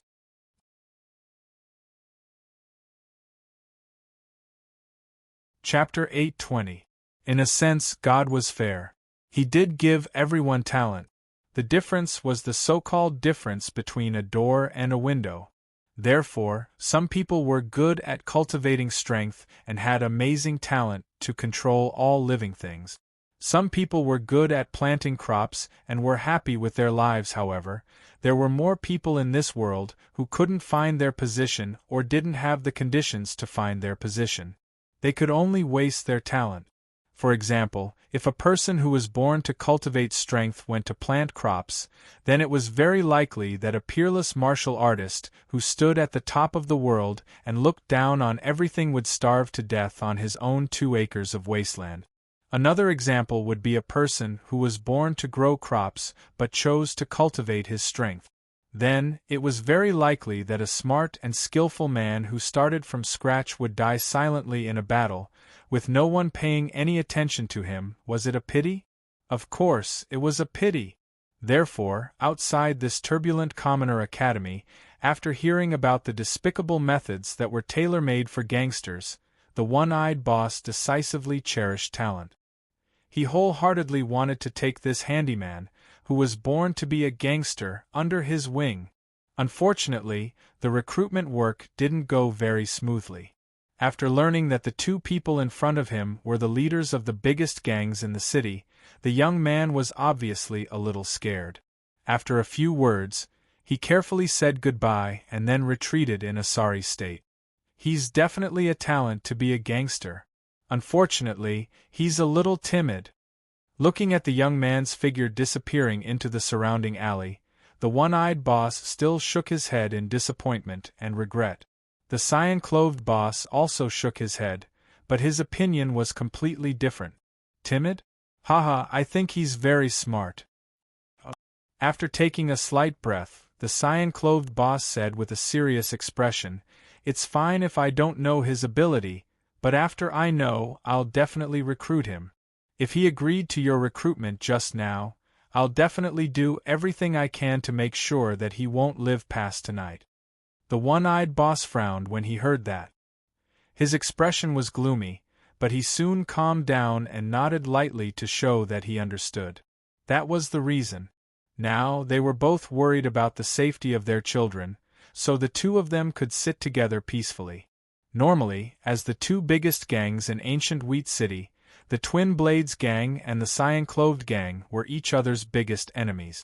How could they be so close to each other? How could he allow the other party to recruit such a talented hooligan?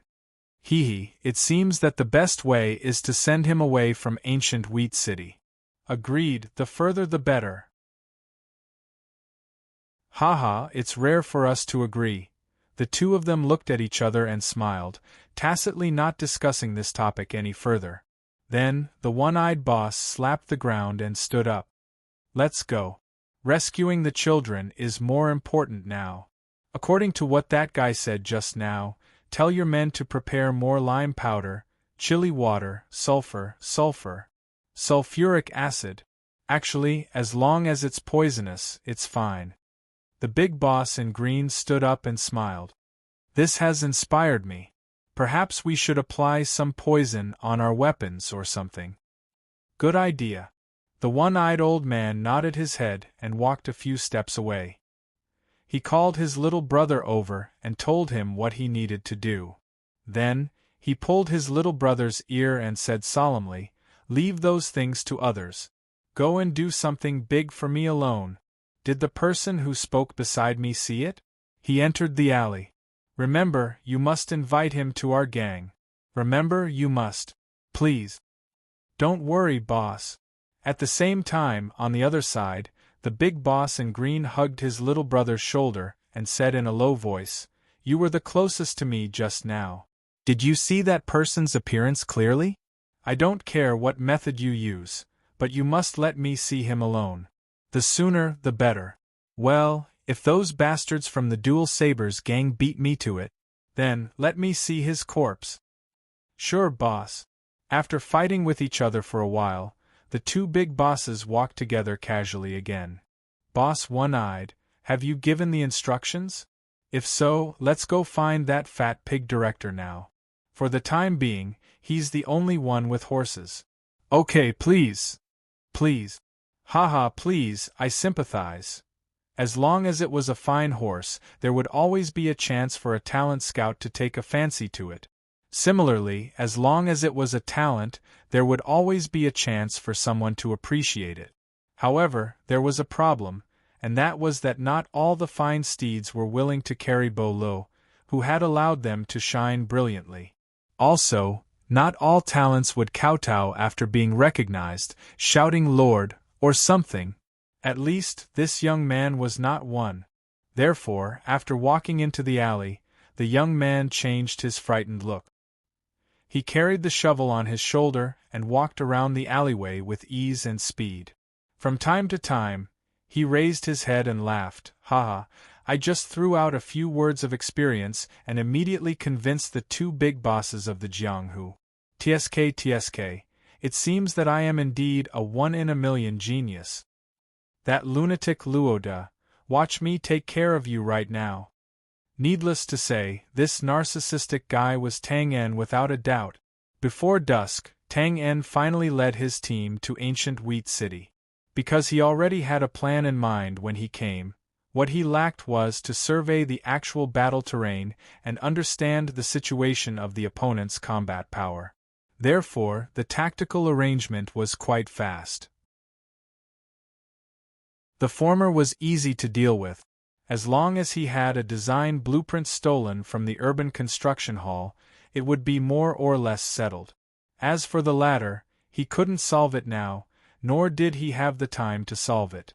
However, what was certain was that the overall strength of Tang En and his team was definitely inferior to the opponent.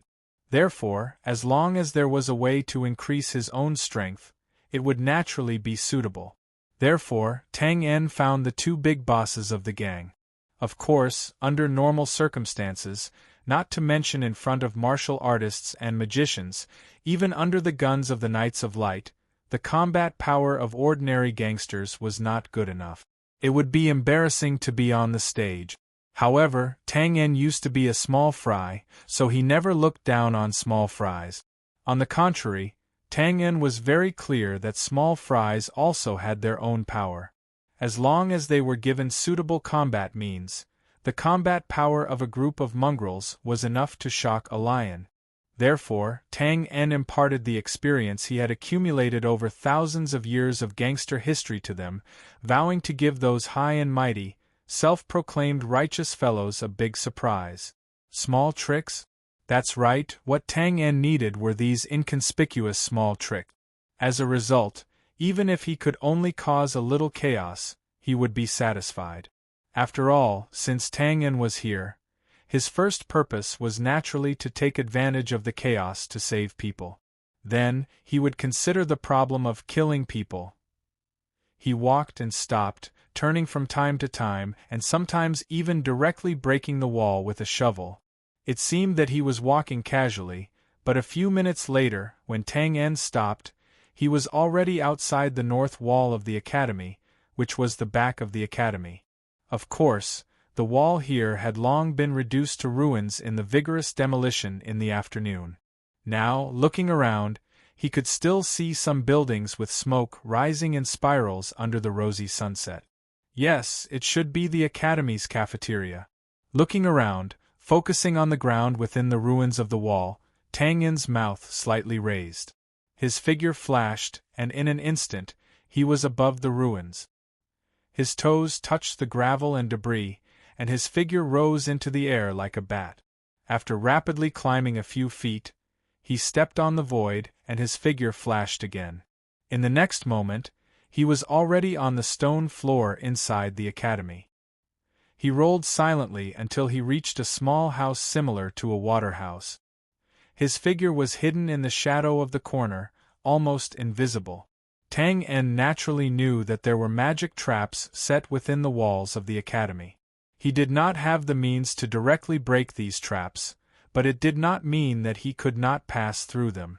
The way he jumped in the air and directly ignored them was undoubtedly the most convenient and stupid way. Then, Tang En paused for a few breaths and observed that there was no movement in the surroundings. When he got up and was about to sneak in, he paused and turned to look at the western sky. Immediately, he saw the orthodox way to break the magic trap. There, a fiery red lotus was silently blooming in the air. Before the red petals could fully unfold, they quietly disappeared in the void. Taking advantage of this moment, Tang En's sharp eyes caught sight of an old man wearing a white robe with golden edges, floating in the air and waving a magic staff. There was no doubt that someone was casting a spell to break the magic traps there. But this mage's clothes, looked very familiar. Just as the thought came to his mind, another unforeseen event occurred. A gold and silver light suddenly rose from the self-study hall and quickly broke through the air, dragging a bright ray of light, directly striking the old mage in the air. Then, a violent roar came from afar. Scram! In his line of sight, the holy magic shield that the mage instantly put up shattered like a fragile eggshell under the light of the sword. With a cry of surprise, the mage's figure flew and disappeared in the tragic light in an instant. No one knew where he was struck to. Tsk, tsk, tsk, tsk. Smacking his lips, Tang En retracted his gaze and could not help but grin. Ha, dog biting dog, I like it.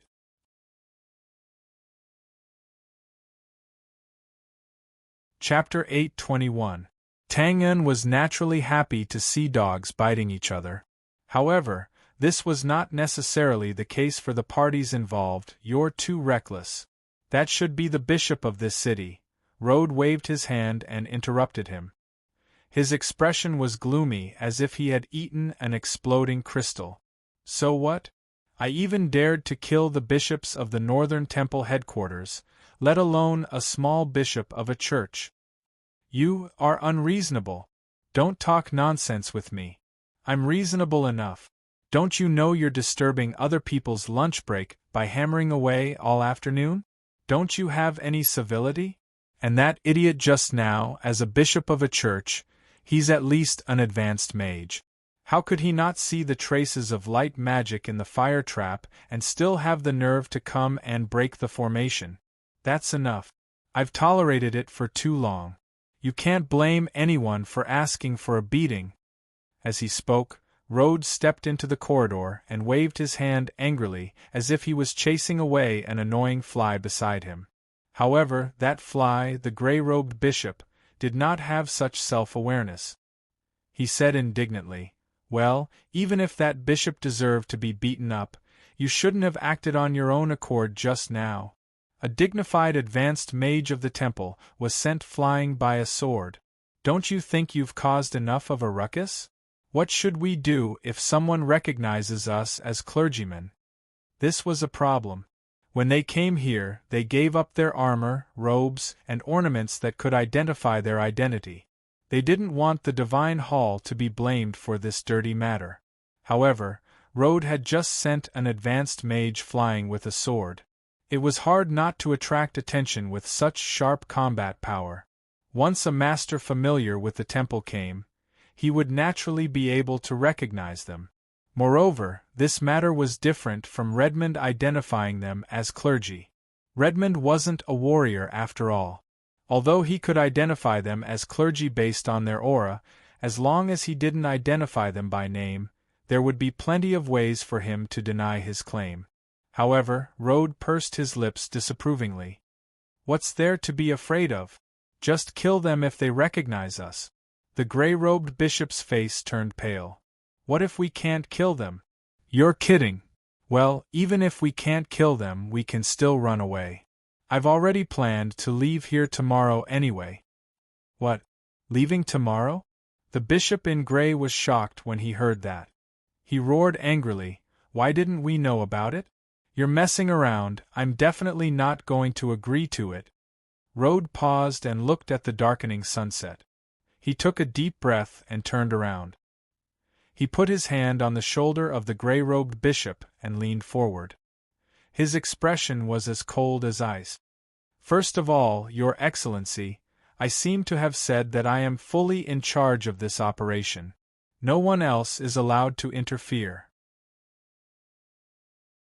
So, to show my respect to you, I call you Your Excellency. If I don't respect you, you're just a cat or a dog on the roadside. Don't look at me like that. Are you going to bite me like a cat or a dog? There's no need to be angry, because this is the truth. Secondly, I said that I would leave tomorrow, so I naturally have my reasons. But with your IQ, it's basically useless. All right, who asked you to be the bishop? I'll say it one last time. See, I still respect you guys, even though you guys are really stupid." He took the bishop, who was like a puppet, and turned around. He pointed at the surroundings. "Do you see it clearly? This is the academy that's surrounded, not the church where people take the initiative to give you money and things. And the food in the academy can only last us until tomorrow, so we have to leave." The bishop in gray broke away from Rhodes' hug and subconsciously wanted to stay away from this crazy guy.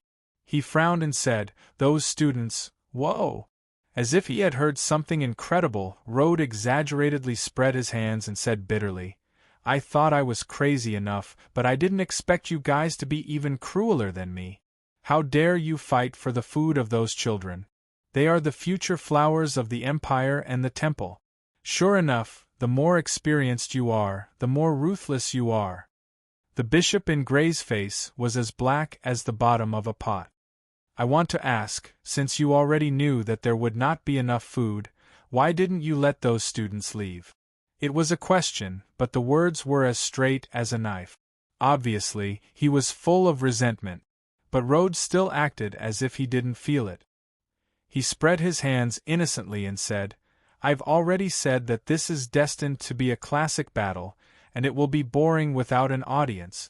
Why are you still looking at me like this?" "Alas. Well, since you don't want to listen to the truth, then I'll make up something you like to hear."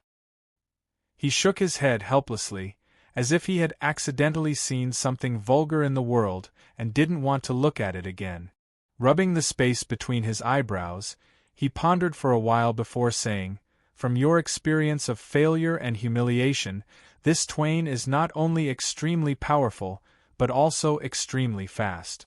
He is also extremely cunning, just like a lone wolf in the wilderness at night. Ordinary traps and traps are absolutely useless against him." Pause for a while. Fortunately, he's not a real lone wolf. If there's something holding him back, then there's naturally a weakness to be found. If conspiracies don't work, we can plot openly. As long as we keep the initiative, we can guarantee the home advantage, no matter where we go. Then we'll continue to kill his relatives and friends, and kill the people around him until he can't stand it anymore. He'll come out of his hiding place and jump to our home ground. Then he'll lose all his advantages. On the contrary, our chances of successfully killing him will be much higher. Phew, are you satisfied with this answer? The bishop in gray was stunned for a moment and nodded. Yes. But what if Tang Yen doesn't come out? Without the slightest hesitation, Rhodes simply replied, "Continue to kill. Completely destroy his intelligence agency, completely kill his helpers. At that time, his strength alone is ultimately too insignificant, and he won't be able to make any waves. The crisis of the temple will also be resolved." His body trembled, and the bishop in gray was in a daze. His mind was in turmoil, and his previous doubts were suddenly cleared.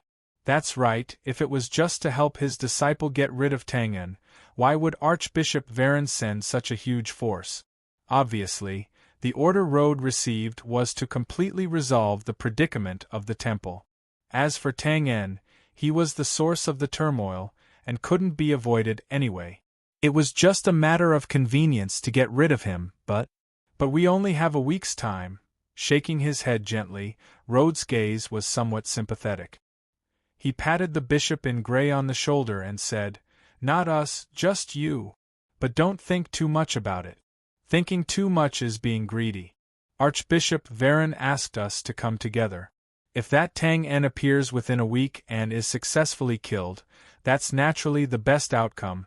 We'll complete the task, and you can also keep your life. But if he doesn't appear, we'll continue to hunt him down. Well, it's always a chance, isn't it?" There was no need to be too explicit, but the bishop in gray naturally understood. If Tang Yen did not appear within a week, or if he did appear but failed to kill him, the bishops would have no choice but to obediently return to the temple headquarters and accept the severe punishment of the court of justice. Resentment? There would definitely be, but it was just as Rhodes said. Archbishop Varen had given them a chance to redeem themselves. If they still failed, they could only blame themselves for being unlucky. Having figured this out, the bishop in gray could only nod with difficulty and let out a dry sigh. "Yes, it's always a chance. It's good that you understand." Rhodes finally patted the old man in gray, who had a bleak expression and seemed to be approaching the end of his life in an instant. He turned and left, waving his hand. "I know you're not in a good mood right now. Perhaps you can try praying to the Father. Maybe the Father will suddenly grant you a divine favor for the sake of your lifetime of service, and let that Tang Yen suddenly appear or something. Pray." The gray-robed bishop raised his head and looked at the dusk sky. Subconsciously, he was about to make a prayer gesture. However, when he thought of the filthy things that he had done that were contrary to the teachings of the Church, his hand gesture paused. He could not help but feel guilty. And just as he was feeling ashamed and embarrassed, suddenly boom! A violent explosion suddenly came from the west, mixed with a cry of, "Who are you?" Then, a holy white light suddenly soared into the sky, bright and dazzling, and instantly cut through the dim twilight. However, this flowing brilliance only bloomed for a moment. After a few short breaths, the holy light beam swayed unsteadily, as if it was forcibly suppressed by someone. F***ck. How could it be so accurate? Rhodes touched his lips subconsciously, his face full of astonishment. From the holy light beam, and the cry of surprise that asked the identity of the other party, Rode naturally knew that it was from a master of the temple in the team. But now, this master was obviously suppressed and in imminent danger. So, the other party was naturally also a master. Tang En? Maybe I should change my profession and become a prophet or something. Huh. He shrugged his shoulders and laughed at himself. Then, Rode's figure disappeared in an instant and rushed toward the bottom of the light beam. The bishop in gray on the side looked at the light beam that was getting weaker and weaker. He was stunned for a moment, but then he also chased after him. But after running a few steps, he suddenly stopped and reached out his hand to make a prayer gesture in front of his chest in an extremely devout manner. His face was full of excitement. Ha ha! Praise God!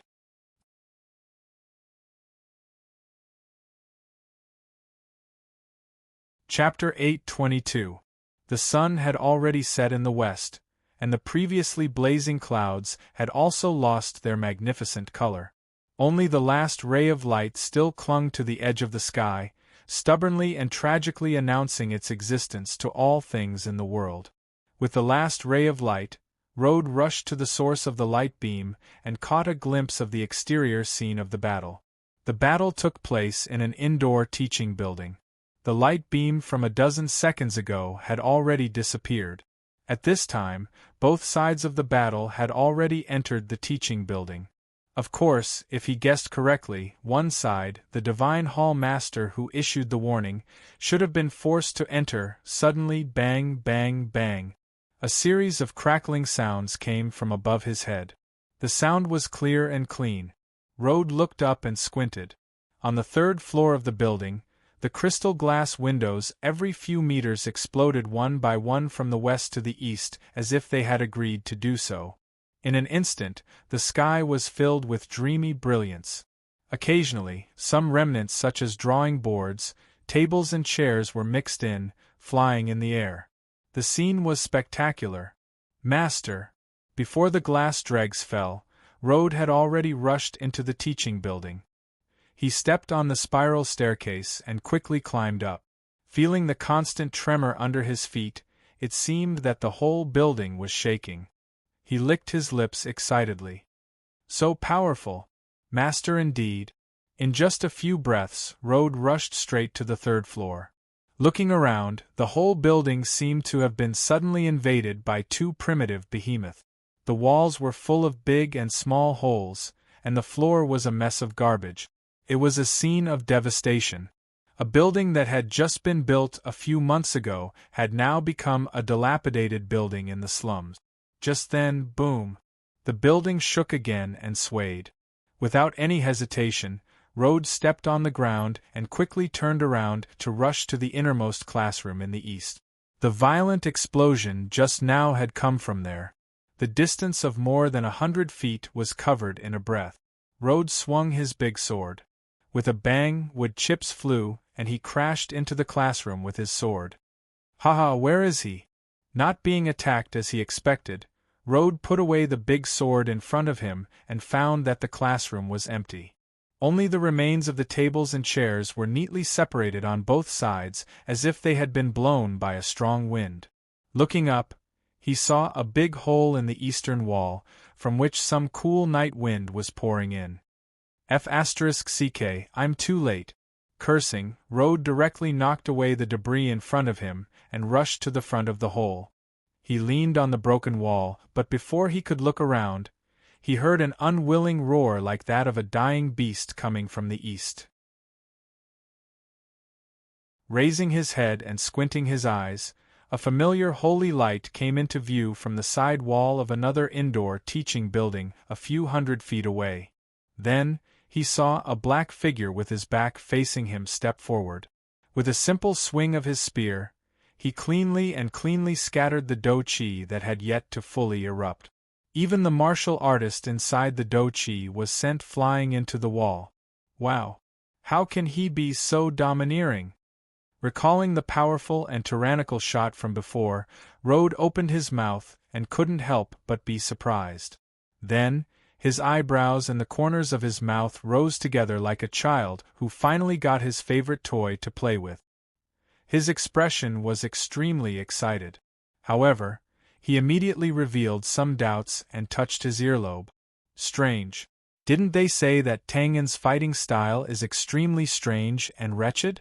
The difference is too big. He tilted his head and thought for a while, but he couldn't figure it out. He simply stepped into the air and directly fell from the 3rd floor, intending to go over and see for himself. As soon as he landed, another figure also floated over from the side. It was the gray-robed bishop. After knowing that they were just incidental to the whole mission, he was naturally very concerned about Tangen. He couldn't wait to see Tangen's corpse immediately in front of him so that he could go back and make up for his mistakes in exchange for his little life. Rode ignored him and swiftly rushed towards the hole in the building. But halfway there, he couldn't help but stop in his tracks because the clamor of the battle from before had completely disappeared at this moment. Narrowing his eyes, Rode's face showed a rare trace of seriousness. From the beginning of the battle until now, only about 3 minutes had passed, but now the battle had stopped.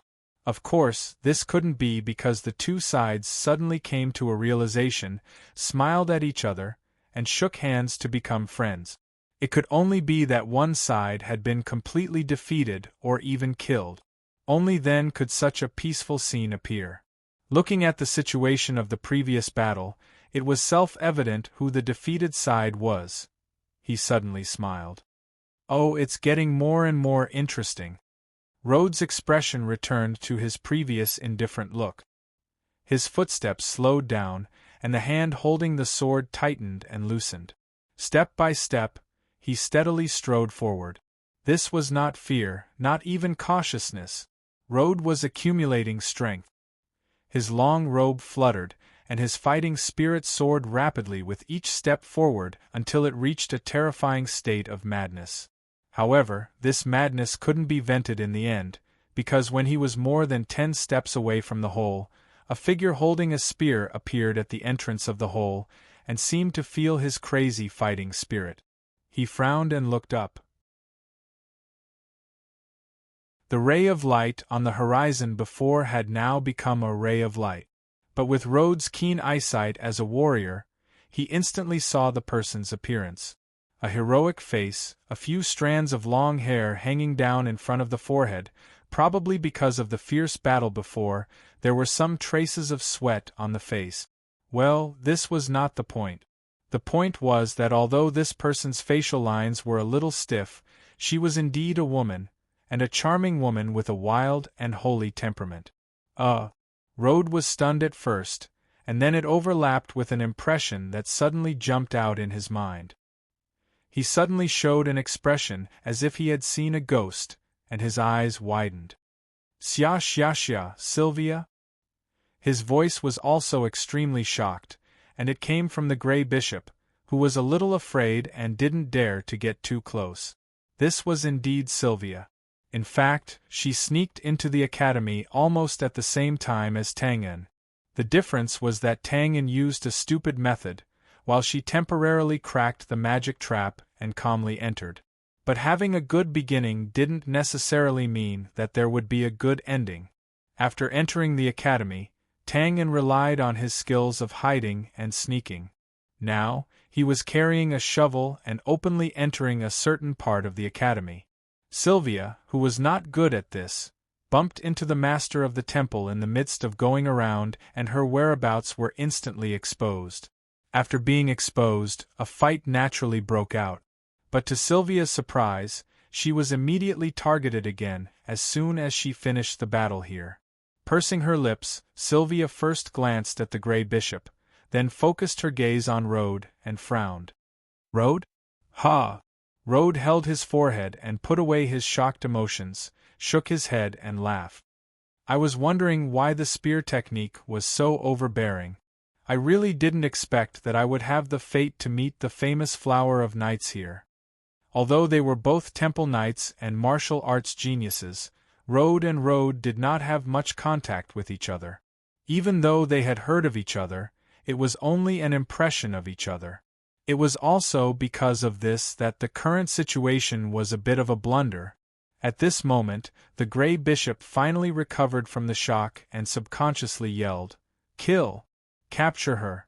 She has degenerated into an evil heretic."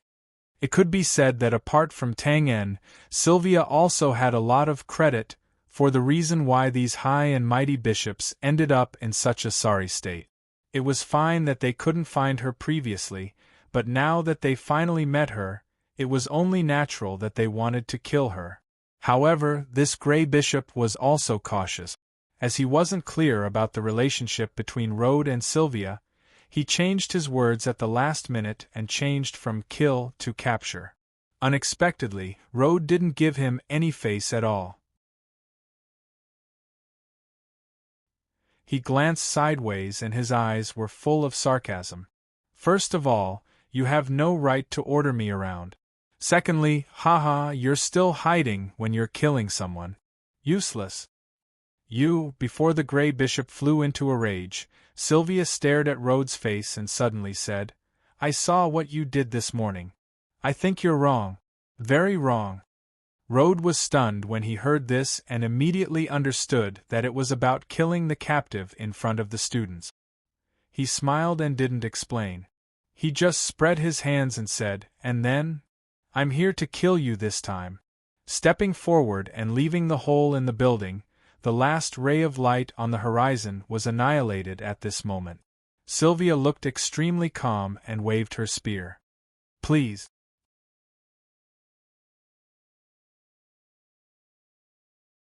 Chapter 8:23. The moment the sunlight disappeared from the main gate of the academy, the atmosphere was ready to explode. Garrison cavalry, austere soldiers. A group of cold and indifferent men dressed in green, and a group of fierce gangsters holding things wrapped in newspapers. They were originally a group of people who had nothing to do with each other, but now they were gathered together. The former even covered the traces of the latter, intentionally or unintentionally, forming a grand scale of nearly 1,000 people. "We can't have more, we definitely can't have more. Any more and there'll be problems." Wiping the cold sweat from his fat forehead, the head of the guards looked at the burly man in ragged clothes who was surrounded in the middle. His face was filled with panic and bitterness. Even he, the head of the city's dark affairs, did not expect the two people beside him to be so determined to mobilize so many people. "Sir, don't worry, they're all here." The boss in green bowed. His attitude was as respectful as ever. Then, he exchanged glances with the one-eyed boss beside him, a faint bitterness hanging at the corner of his mouth. The Twin Sabres gang and the Green Robes gang were indeed the largest gangs in ancient Wheat City. If the two gangs were added together, the total number of people they had might be more than the people present. However, if they excluded the old, weak, sick, and weak, and wanted to gather so many vicious and merciless elite fighters, it was not something that the two gangs could do. In fact, this was the elite force sent by most of the gangs in the city. Almost every man here had taken a life in their hand. They were all ruthless characters who treated the prison like another home. As for why this was so, the reason was simple. On one hand, it was because there were indeed many gang bosses who sent their children to the academy to study. On the other hand, the two bosses in green and one-eyed no longer had much confidence in the rescue operation after seeing the brilliant sword strike that sent the bishop of the church flying. They could only strengthen their own forces as much as possible. They looked at each other, clenched their fists, and nodded lightly at the same time. At this moment, no matter how strong the people inside were, they had no way out. They could only brace themselves and charge in. They could only hope that the method that the brat mentioned would work. Putting away the distracting thoughts in his mind, the boss in green said calmly, "Sir, give the order." The head of the police force seemed to be a little absent-minded, and that was indeed the case. He was the one who had sent someone to invite the bishop of the church. Naturally, he had also witnessed the domineering sword aura that had suddenly appeared out of nowhere, as well as the holy pillar of light that had soared into the sky. Status determined the difference in thinking. After all, he was the head of the police force. Naturally, he couldn't be like the two big shots who only cared about revenge. There were many things that he had to be calculative about, especially when he knew that the other party's strength was unfathomable.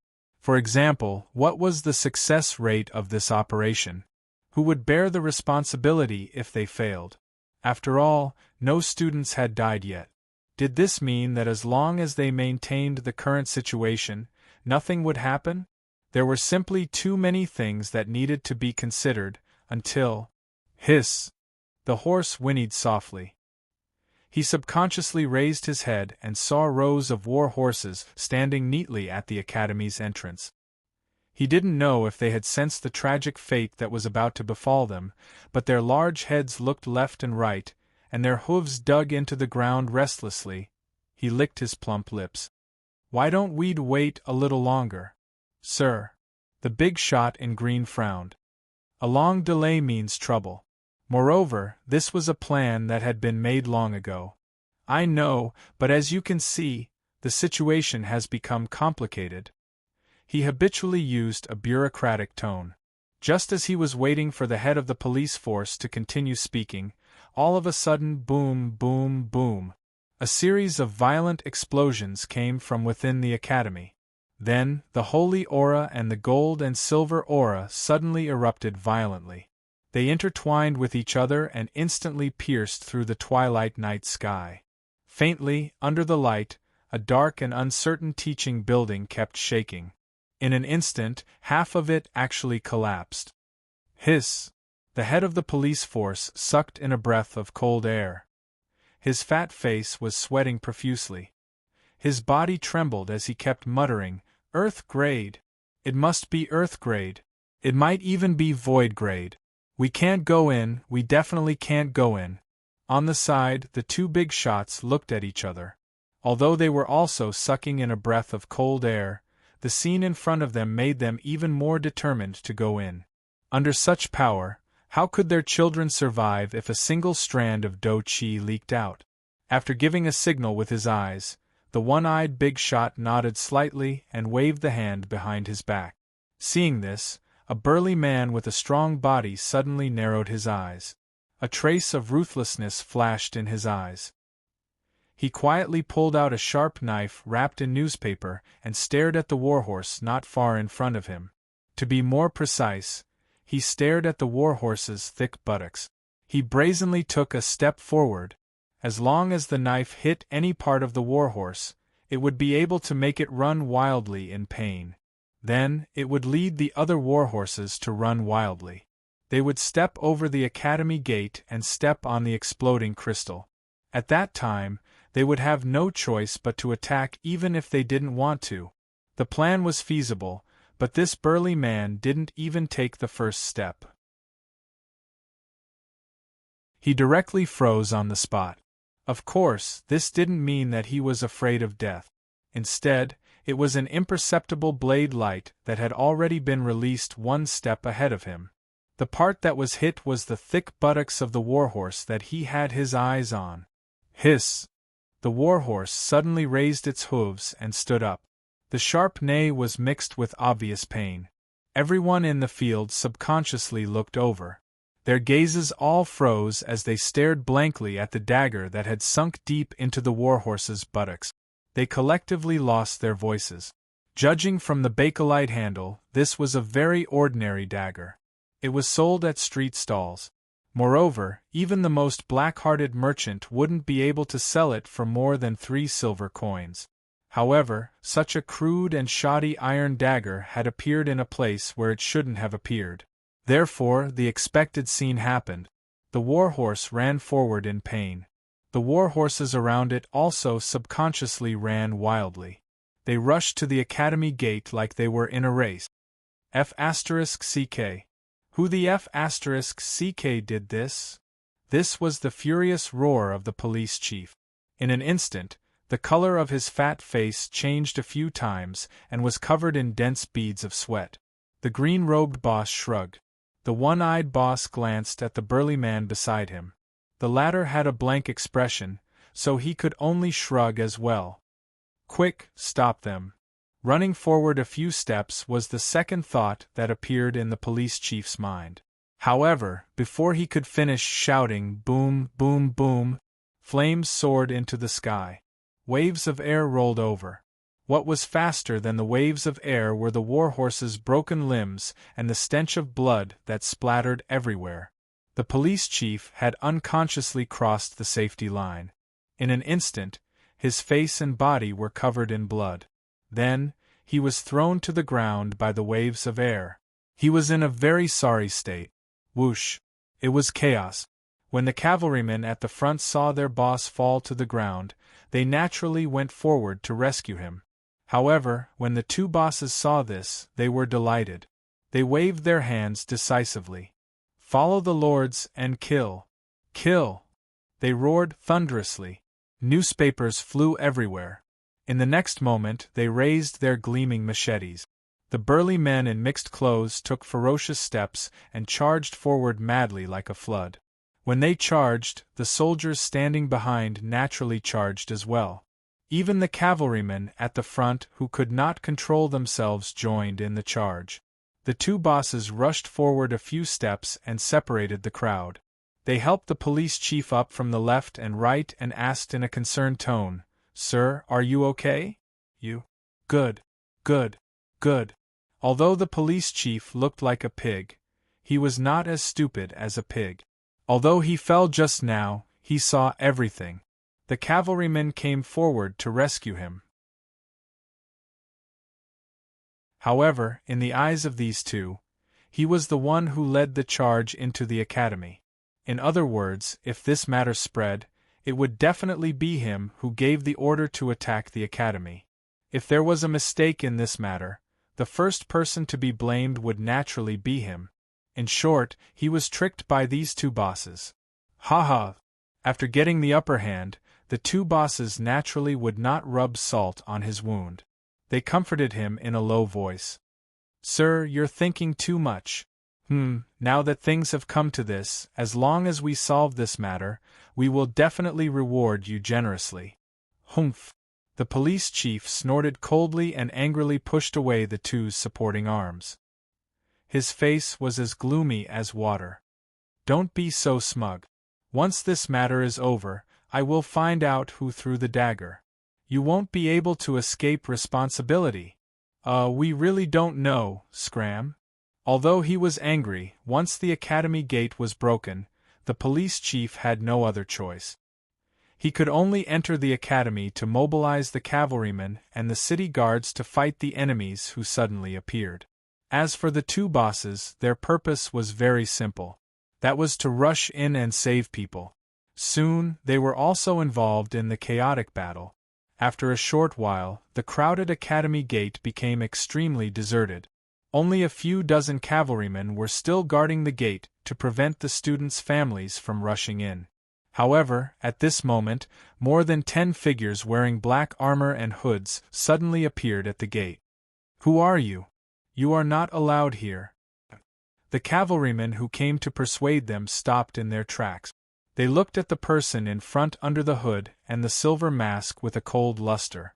They could not help but shut their mouths. These people did not bother with the cavalrymen. Their bodies flashed and easily broke through the blockade, rushing straight into the academy.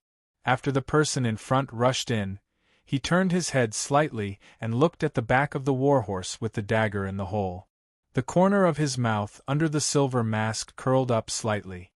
He was a little smug, like a chef looking at the delicacies he had cooked. Then, as if he felt something, he looked back and waved his hand. The dozen or so people instantly disappeared. After a while, another few dozen figures rushed in quickly. "Who are you?" It was still the cavalryman from before. However, when he saw the similar black armor on the newcomers, he could not help but open his mouth and move to the side to make way. The man in front saw this and scratched his head. He asked in confusion, "Hey, since when were the cavalrymen so easy to talk to?" "Don't talk nonsense, David. Hurry up and go in. Don't delay the boss plan." After these people also rushed into the academy and disappeared, the cavalrymen looked at the alley outside with lingering fear. After making sure that no one was coming, he turned to look at the academy. There were loud roars and screams of pain. Occasionally, there were streaks of fighting light and flames that rose into the sky. It could be said that there were both sound and effect. It was just the beginning of a great massacre.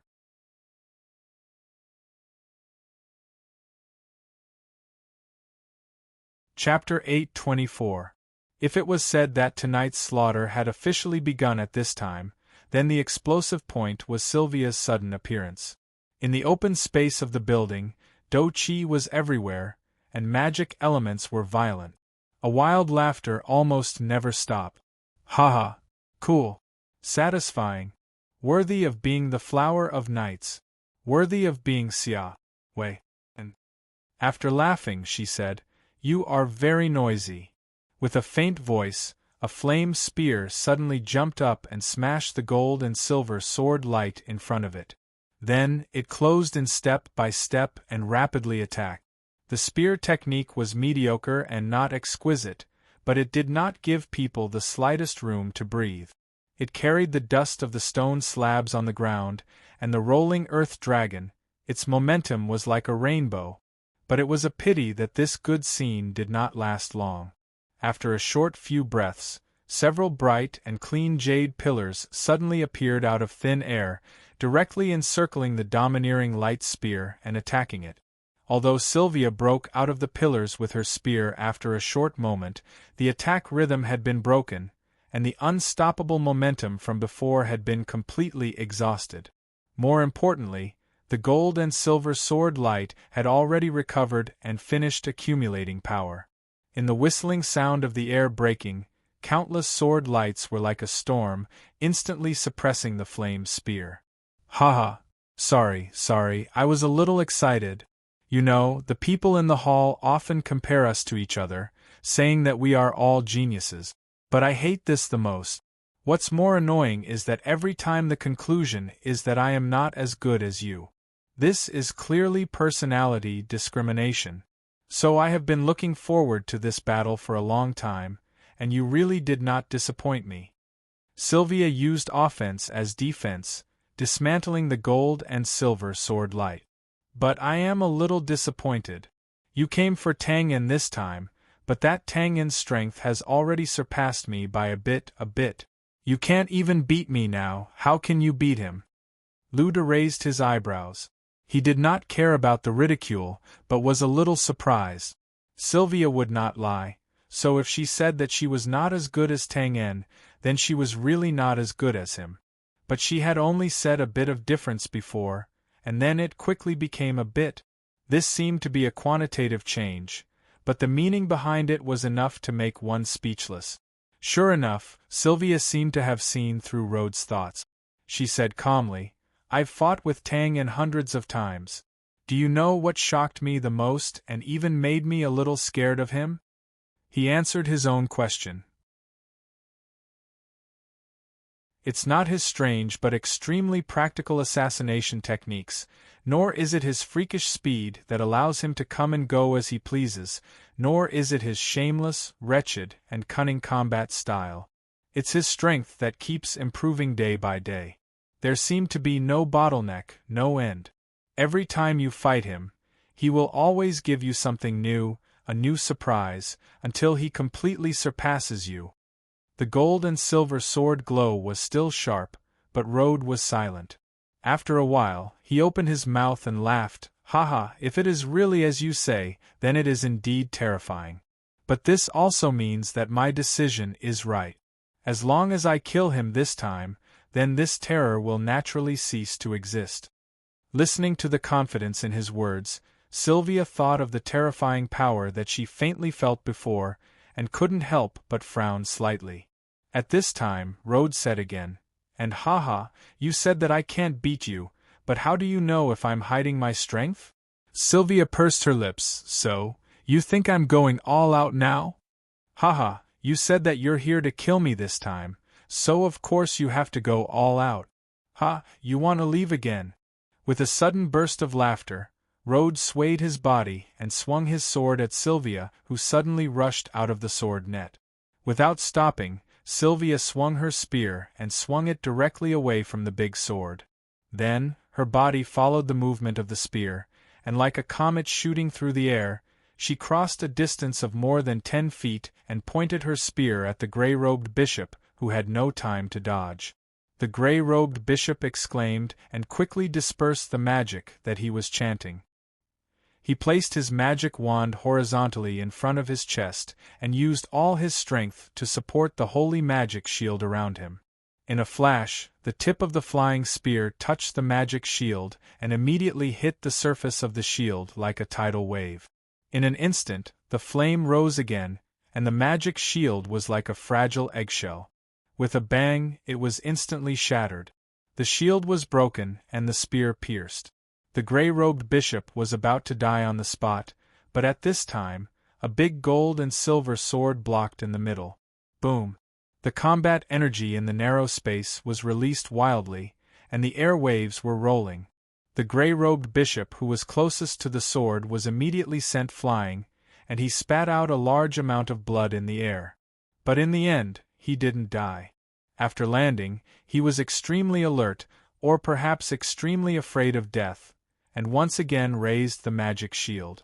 Taking a few steps back, Sylvia said sarcastically, "2 against 1, is this the battle you're looking forward to?" She waved her spear and attacked again. In fact, this was the reason why Sylvia couldn't go all out. There were 2 opponents, and Rode was naturally the main attacker. As for the gray-robed bishop, although his combat experience was a mess, he had the cultivation of a grand mage, after all. Under Rode's protection, he could always cast spells while standing still, and it wasn't a problem for him to interrupt Sylvia's attack rhythm like before. To make a bad but vivid analogy, the gray-robed bishop was now playing the role of an annoying fly and a shit-stirrer, so that Sylvia couldn't finish the job in one fell swoop. "Haha, I can't help it. I don't want to do this, but I can't kill him first, right?" Rode swung his sword to block the spear and said with a lazy smile. Sylvia shook her head slightly and sighed at her bad luck. Then, she couldn't help but think of retreating. Her battle style was to press forward and never give up until she reached her goal, but she definitely wasn't arrogant. Rode's strength was indeed not weak, and he wasn't much weaker than her. Therefore, judging from her current state where she couldn't go all out, she definitely couldn't kill him. After all, this was Rode's home ground, and there were still a few other experts like him in the team. If she waited for all of them to arrive, perhaps she wouldn't even be able to escape, let alone kill him. But Sylvia, who was in a daze, didn't know that Rode was also feeling a lot of doubts and anxiety. Although he didn't know that Tangan had entered the academy, Rode had a bad premonition after hearing the explosion at the academy's main entrance. Outside the academy's main entrance were cavalry soldiers who had been guarding for a day, and there were also some gangsters who weren't worth mentioning. Rode naturally knew this, but even if they had the guts to break into the academy, under the attack of the elite team here, they should have retreated quickly. Instead, it had dragged on for such a long time, and it was still a situation where the battle cries shook the heavens. There are outsiders involved. Who is it? Tangan. Rode came to a conclusion with a slightly uncertain guess. Rode glanced at the back of the academy, where more than 1,000 students were imprisoned, as well as the Grey Coat Army's intelligence agency personnel. Rode knew in his heart that as long as Tangan came in, his first goal would definitely be to save people, but he didn't know the situation there. After 100 thoughts flashed through his mind, Rode narrowed his eyes and suddenly shouted, "Cooperate with me, go all out, and try to finish the battle in 3 minutes." These words were naturally directed at the Grey Bishop. The latter was naturally overjoyed and nodded happily. "Okay." Sylvia immediately pursed her lip. Although she was a little surprised why the other party was still a little anxious when he had the upper hand, she didn't have time to think too much at this time, because the gold and silver combat aura had already surged wildly, instantly breaking through the previous battle state, and was indeed coming at her with all his strength. In this regard, Sylvia was naturally not afraid. Even if Rode and the Grey Bishop's combined strength surpassed hers, it was undoubtedly a fool's dream to want to finish the battle in 3 minutes. And in fact, the result was exactly the same. The superposition of strength was never as simple as 1 + 1 = 2. Rode, who went all out, was indeed terrifying. Even if Sylvia went all out, she wouldn't be able to take him down in a short time. But the Grey Bishop, who went all out, was really not good enough. Not to mention being able to assist Rode, in fact, his magic couldn't even be inserted into the battle. If the spell was cast too early, it wouldn't be a threat to Sylvia, and would be broken easily. If the spell was cast too late, the magic would be instantly scattered under the collision and strangulation of the combat aura, and be repelled outside. If the spell was too small, it wouldn't be effective. If the spell was too big, it would cover Rode as well. After a fluster, the Grey Bishop awkwardly realized that, other than adding to the chaos, he didn't have the slightest bit of effect. He couldn't help but blush and feel ashamed.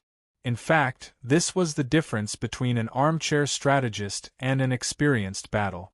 If it was a magician with rich actual combat experience, he only needed to observe the battle for a moment, and he would be able to grasp the choice of all kinds of magic, the prediction of the timing of the attack, and so on perfectly. Even if he couldn't play a decisive role, he would definitely not be a hindrance. But the Grey Bishop had lived like a prince for many years, and his combat sense had long deteriorated to the point where he was at his grandmother's house. Previously, when the battle wasn't intense, he could still play a stance and attack. But now that the battle rhythm was accelerated, he was instantly dumbfounded. In less than 2 minutes, Rode let out a long sigh. "Sigh, I think I've underestimated you enough. I didn't expect you to give me another big surprise. Well, I've given you a chance, but you can't blame anyone if you can't grasp it." As soon as he finished speaking, a groan suddenly came from the dazzling combat aura. Then, Rode, half of his body stained with blood, suddenly appeared behind the Grey Bishop like a ghost. He threw a punch, his face cold and ruthless. "Sorry. I've always felt that there's such a thing as a useless teammate." With a bang, the magic shield rippled, and the Grey Bishop, who was in a daze, was sent flying by the punch. His direction was exactly the path of the overbearing flame spear. "It's better if he's dead."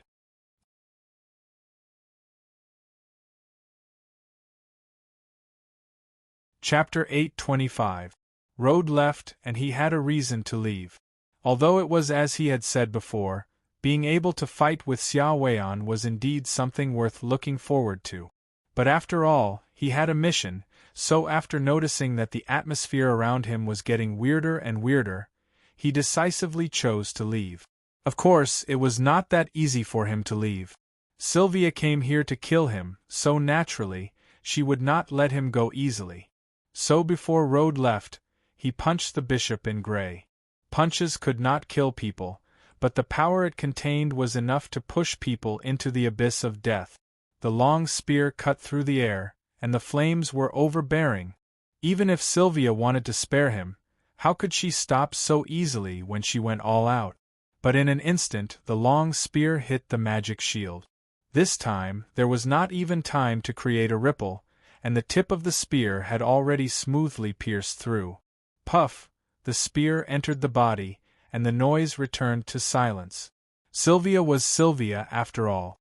Even though it was impossible, she still moved the tip of the spear, and pierced through the lower abdomen of the Bishop in Grey. But unfortunately, if it was an ordinary long spear, it would not be fatal if it pierced through the lower abdomen, which was not fatal. But the spear in Sylvia's hand was the flame-long spear. The rising flames were the crystallization of the holy fighting aura that she had painstakingly cultivated for many years. How could its power be resisted by the fragile body of a magician? In a daze, Sylvia stared blankly as the overbearing flames on the long spear suddenly burst out, covering the old body, burning the luxurious robe, and finally drowning the ferocious old face. In an instant, he was reduced to ashes. Sylvia was frozen in the action of stepping forward and waving the spear with one hand. Her face was slightly pale, and she stood still for a long time without moving. Sylvia was naturally no stranger to killing people. Since the debut of the Knights' Hall in the headquarters, more than 10 years of bloodshed had passed, and countless evil souls had died under her hands. No matter how the other party cursed, scolded, and used foul language, even if they begged for mercy, or turned to sneak attack, etc., they did not move her firm eyebrows at all. However, at such a close distance, Sylvia couldn't help but feel waves of discomfort in her heart when she saw the senior of the same sect that she had revered and respected turn into ashes under her gun. A moment later, the faint sounds of fighting in the distance gradually became clear. Phew! Sylvia let out a long breath of turbid air and slowly straightened her body. Her expression was calm and dignified. She put the spear on her back and said, "Rest in peace. It's better than your humble death under the trial and leaving behind a lifetime of infamy." This was not an apologetic explanation, nor was it a pretentious statement for her own peace of mind. Sylvia had her own will to stick to, so this was just a fact spoken in a slightly melancholy tone. He turned around and stopped thinking about it. Looking around, Sylvia's figure had long since disappeared. She muttered to herself for a few breaths before she gripped her spear and strode towards the back of the academy. That was also the direction that Road had retreated to. "Since I said I would kill you, I must kill you. Since you ran away, I will naturally continue to chase after you." However, after taking a few steps and bypassing a half-collapsed school building, Xia Weian's footsteps couldn't help but stop. Turning her head to look, she saw that under the dim light of the fire, several dozen large men were waving snow-white machetes, roaring violently, and fighting with 2 spear-wielding figures. Although there was a great disparity in the number of people, the battle situation was exactly the opposite. The 2 spear-wielding figures had strict spear techniques and tacit cooperation. They easily suppressed the dozens of big men and had the upper hand. With Sylvia's eyesight, she could naturally see that the 2 spear-wielding figures were in fact the Holy Light Knights who had experienced hundreds of battles. As for those big men, although their machetes were vicious, their temperament was even more ruthless. Even if they were injured, they would still desperately brandish their machetes. However, it seemed that they had not undergone systematic training. Their machete techniques were not methodical. They only had brute strength and courage, but it was all in vain. They were more like thugs from a gang. Sylvia's guess was not far from the truth. This group of people were the thugs from the Twin Saber Society who had rushed into the academy, as well as the members of the Holy Light Temple who had come out to intercept them. However, even if she recognized the identity of the two, it was naturally not the reason why Sylvia stopped to observe. With her current realm, whether it was the level of the battle, the scene, or the fighting techniques, it was undoubtedly too clumsy. There was no value in paying attention to it, and if nothing unexpected happened, the winner would undoubtedly be the 2 Holy Light Knights. Perhaps they would suffer some minor injuries, but in the end, the ones who would fall would definitely be the dozens of big men. This was the difference between a martial artist and an ordinary person. When the difference in strength was too great, courage, confidence, and so on could play a negligible role. However, Sylvia still did not leave. On the contrary, she was somewhat serious in her observation. The target of her line of sight was a big man who had his hands behind his back and was rapidly running around the periphery of the battle. Perhaps this was the so-called intuition of an expert. Although this big man did not have a machete in his hand and did not participate in the battle as if he was afraid of death, but Sylvia could still faintly see something different about this person. It seemed that he was a little more dangerous than those people with machetes. In a flash, the situation of the battle in the field suddenly changed. A scream was heard. A big man was fiercely waving his machete, but the bloody hole in his forehead took away all his strength and he could not help but fall to the ground. This was the first person to die since the beginning of the battle. In such a situation, naturally, it was not that the two holy light knights were not strong enough, but when they were besieged, the effect of injuring the enemy was greater than killing the enemy. This was the conclusion of several battles. But this experience did not seem to be very useful at the moment. No matter how the two holy light knights hurt, such as breaking the arms, piercing the thighs and so on, it could not suppress the attacks of these big men. On the contrary, it seemed to have stimulated the fierceness of these big men, and they did not stop waving their machetes. In anger, the holy light knights simply let go of their hands and feet and seized the opportunity to directly kill one of them. The effect was not bad. When the scream was heard, the big men who had bloodshot eyes stopped at the same time, as if they were frightened and did not dare to attack. When the holy light knights saw this, they could not help but curl their lips and laugh mockingly. Sure enough, the effect of death was more effective for these so-called desperados. At this moment, the person who was running around aimlessly suddenly broke into the battle circle and stood at the position of the fallen big man. He raised his hand and said, "Take my hidden weapon." Puff! It was said to be a hidden weapon, but what was thrown out was a large piece of flour. In an instant, it spread out and directly shrouded the surrounding area. At the same time, the big men who were not afraid of death scattered and ran out of the flower area as if they had agreed in advance. When Sylvia saw this, she could not help but raise her eyebrows. She could naturally see that this was the last resort of the big men. But flower? What kind of attack was this? When she was puzzled, suddenly, eyes, my eyes! Two earth-shattering screams suddenly came out from the flower. It was like the cry of a crow in the night, mournful and sorrowful. Then two figures quickly rushed out of the flower area. It was the two holy light knights, but at this time, there was no longer a calm and mocking smile on their faces. There was only a face full of fear, and even the long spear was thrown away. They were rubbing their eyes and running wildly. From the rubbing of their palms, there was a pair of red and swollen eyes that were protruding out like peaches. It looked really terrible. F***ck. Brothers, let's go together and chop them to death. Seeing that the plan had finally succeeded, the big man who threw out the flower suddenly shouted in ecstasy. Then he took out a pair of bright swords from his back and rushed forward quickly. As soon as the roar fell, the dozens of big men who had just scattered ran back together. They formed a circle and blocked the two holy light knights in the middle. They raised their swords and slashed down. At this time, the scene was different from before. The vision of the two holy light knights seemed to be seriously damaged.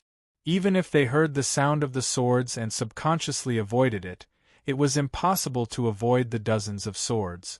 After a short few breaths, Sylvia came back to her senses. She saw that the dozens of big men had already scattered. Their faces were full of satisfied and excited expressions.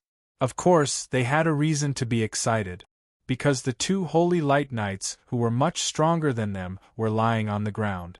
They were badly mutilated and were silent and motionless.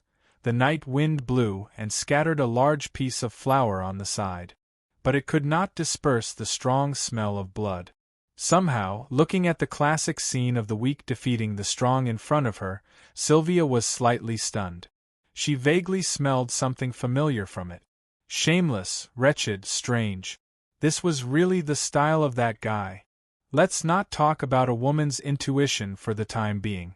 Sometimes it was indeed a completely unreasonable thing, but it directly pointed to the essence of reason. Let's talk about this seemingly inconceivable and extremely absurd scene. In fact, it was constantly playing out in various places of the academy. Because of the urgency of time, the two big men did not get the legendary chili water and sulfuric acid that had better effects. Therefore, the lime powder that was previously distributed was the inexhaustible supply of lime powder from the kiln.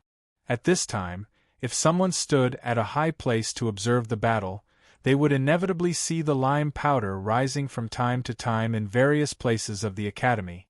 Of course, those who did not know the function of the lime powder would only be puzzled and puzzled. What effect could the flower have in a battle? In fact, it had a great effect.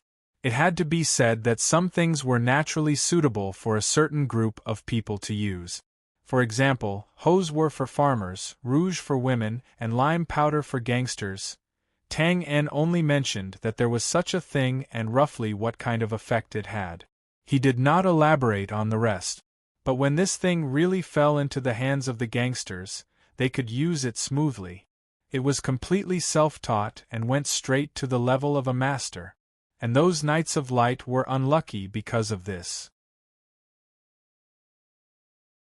It was originally an easy one-sided battle, but after a pack of lime powder fell, the battle situation was directly reversed. It did not matter if you had exquisite marksmanship or rich combat experience, etc. Under the blindness of both eyes, it was useless. Muddle-headed, they would be chopped into meat paste and die in the hands of a gang of gangsters. Of course, not all of them could succeed. This thing had no effect on mages who were holding up magic shields, and it had little effect on warriors who had superb combat aura.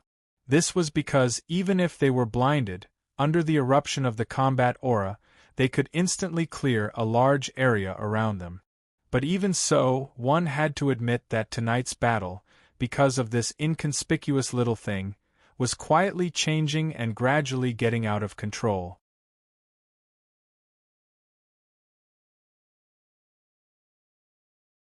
Chapter 8:26.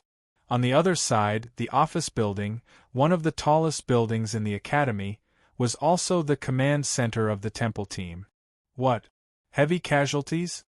Listening to the report of the people in front of him, Rhodes' eyes widened instantly and he scratched his messy hair. I know that the academy is very large, and I was also mentally prepared for the surrounding defense line to be broken. After all, the magic traps built by those trash were really not that good. The main gate was broken. Well, the idea of riding a horse to step on the exploding crystal is really fresh and practical, I admit it. But how could a bunch of F***king mobs and gangsters cause such heavy casualties to the elite team of the Temple of Light? Are you sure you're not kidding me? It was caused by this thing. He handed over a packet of powdery things wrapped in newspaper. They said this is lime powder? Lime powder? What kind of powder is that? Can it be eaten? Rhodes looked at the grayish-white powder in astonishment. He pinched a little with his finger and sniffed it, as if he was going to put it into his mouth. They said it's the waste of the kiln, it shouldn't be eaten. Rhodes' eyes widened again. So, what caused our heavy casualties was actually the waste of the kiln thrown out by the gangsters.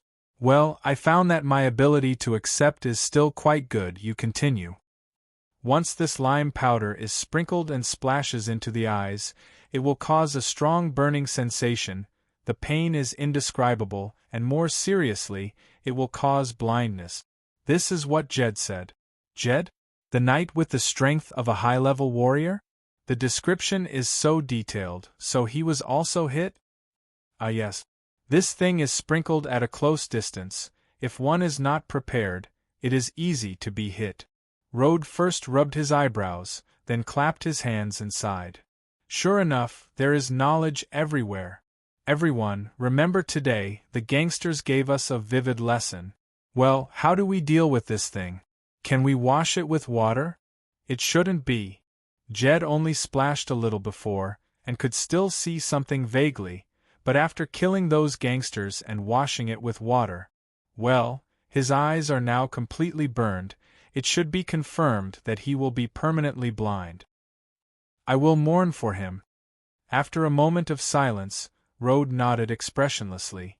Then, he gazed through the crystal glass window at the chaotic academy. In that case, we're gradually losing control of the situation? It's still under control.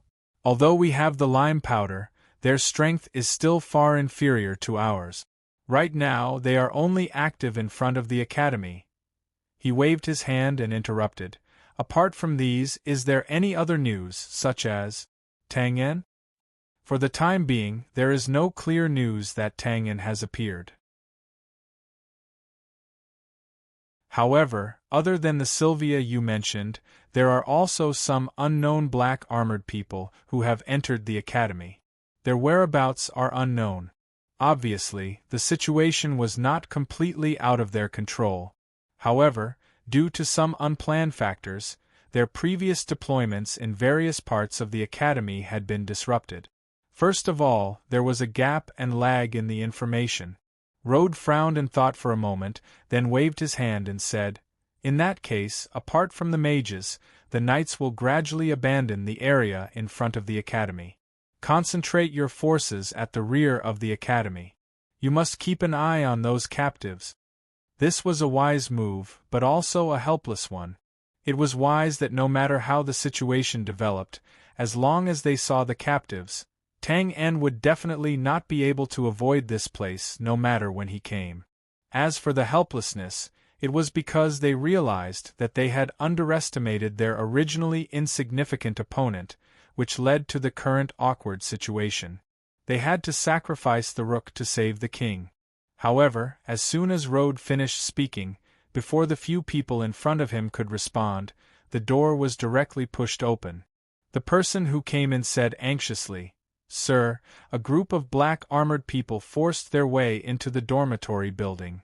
The dormitory building was naturally the student dormitory building, which was also the place where they held the captives of the Greycoat Army. "Aha, they finally appeared." Rode laughed loudly.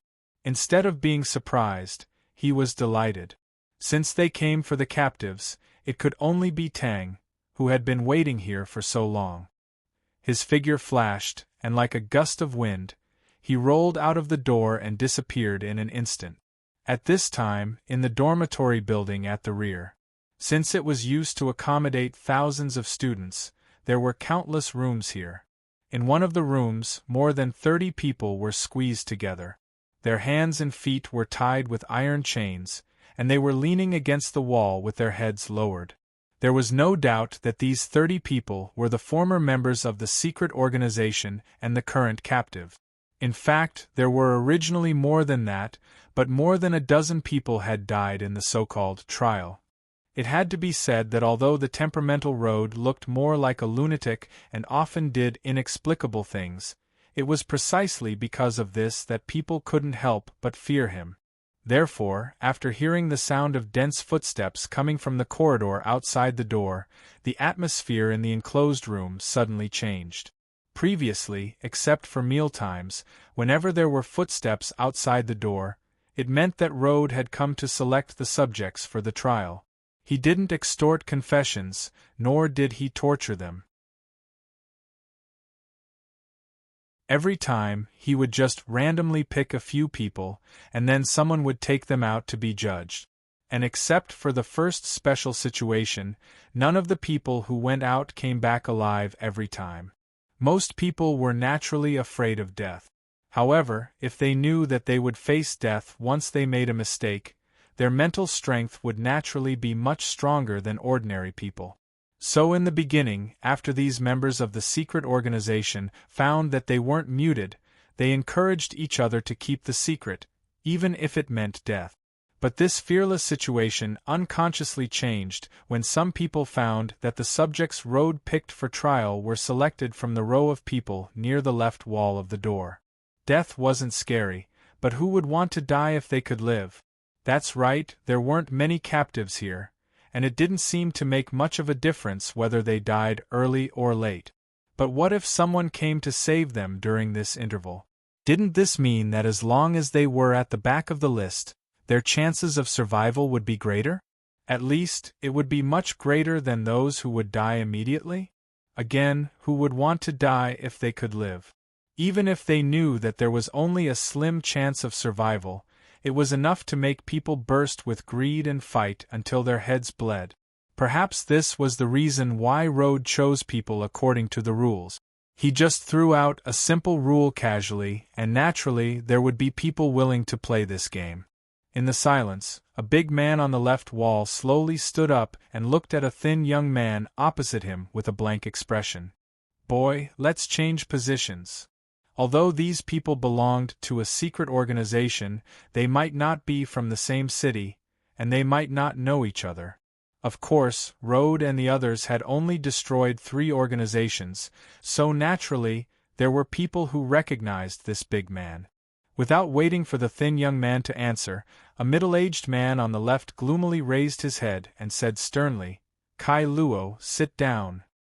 Hearing this, the big man hesitated, but when his eyes swept over the silent people around him, his heart suddenly relaxed.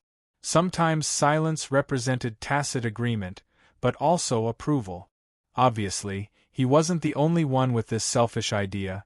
He was just the first to stand up. Thinking of this, he slightly raised his head and took a step forward, the heavy iron chain falling to the ground. "Sorry, Big Brother Lei Sr., I said, fucking sit down." A deep roar reverberated in the room like muffled thunder. The middle-aged man called Lei Sun leaned forward, his eyes narrowed like a blade, as if he wanted to bite someone. "This is not an organization, and you are no longer my lord." The big man called Kai Luo didn't even turn his head. He directly stepped in front of the pale and thin young man, his hands that were bound by chains curled into fists and raised slightly. "Seeing that we used to be together," before he finished speaking, he suddenly roared, "If you don't sit, die."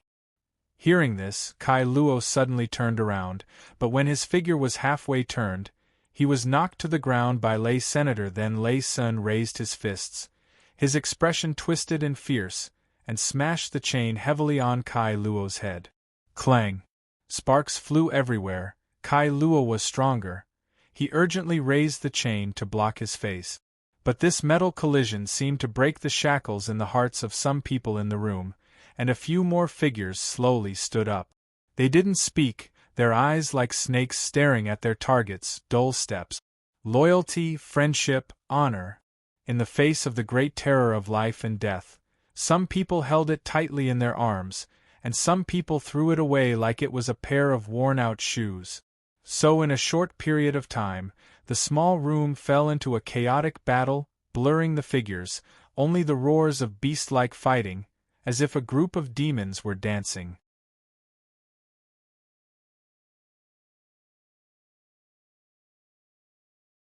Chapter 8:27. No one knew how ugly and repulsive they were before the last layer of cloth was torn off. The small room was narrow, and with more than 30 people inside, some of them had to lean against the wall on the left side of the door. This position was randomly chosen when they first came in. At that time, there were many of them, so they could only stand. Later, some people went out and died, creating space for everyone to sit down. Now, after knowing that the left side of the wall had become a direct path to the abyss of hell, some people were not satisfied with their positions and stood up again, wanting to snatch others' positions. Those who were forced to change positions were naturally not satisfied, and also stood up to resist. There were also people like Raisin who were simply not satisfied with the act of snatching, who also stood up at this time. A chaotic battle, an endless chaotic battle. Their hands and feet were tied, and everyone's attack methods were limited. They could only bite like wild beasts, use their heads, use their bodies to press down, and when they had the upper hand they could lift the heavy chain and smash it down heavily. It was also because of this that there were casualties from the beginning of the battle.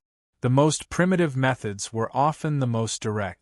Amidst all kinds of unclear roars, a strong smell of blood instantly spread in the small room. The stench was pungent. It was at this moment that the tightly shut wooden door suddenly opened with a creak. Firelight shot into the room, illuminating the chaotic situation of the tumbling and tangling in the room clearly. Both inside and outside the room were silent. The people outside the door did not seem to expect to see this scene, and the people inside the room did not know if it was because they were scared, or because the light illuminated some people's ugliness, dispersing their shameless courage. They froze in a daze, staring at each other in silence. A few breaths later, "I seem to have come at the wrong time." A hoarse and indifferent voice sounded, and a figure wearing black armor appeared at the door, walking into the room with a flame behind his back. His face could not be seen clearly, but a cold silver light flashed under his hood. Gray space? Sir. The people of the secret organization naturally recognized this black armor with a dagger and skull symbol on the left side of his chest, and shouted in surprise. Rayson fiercely pushed away Kai Luo, who was already stunned, and took a few steps forward with a face full of dirty blood, bowing. The atmosphere in the room suddenly lightened, and some people who reacted were immediately overjoyed. Seeing a gray space here, it undoubtedly meant that there was hope for survival. Some people like Kai Luo had wooden expressions as they lowered their heads and subconsciously hid behind the people around them. The black armored man raised his head slightly, revealing the cold and strange silver mask under the brim of his hat. He sized up Lei Sen and looked at his broken nose. Blood spurted out. Then, he moved his gaze away and scanned the field. In the end, his gaze fixed on a gray-robed man who stood up slowly in the corner with a joyful expression. Out of everyone present, his body was the cleanest, without any injuries. "You didn't participate?" The gray-robed man shook his head. The silver-masked man nodded. "Very good.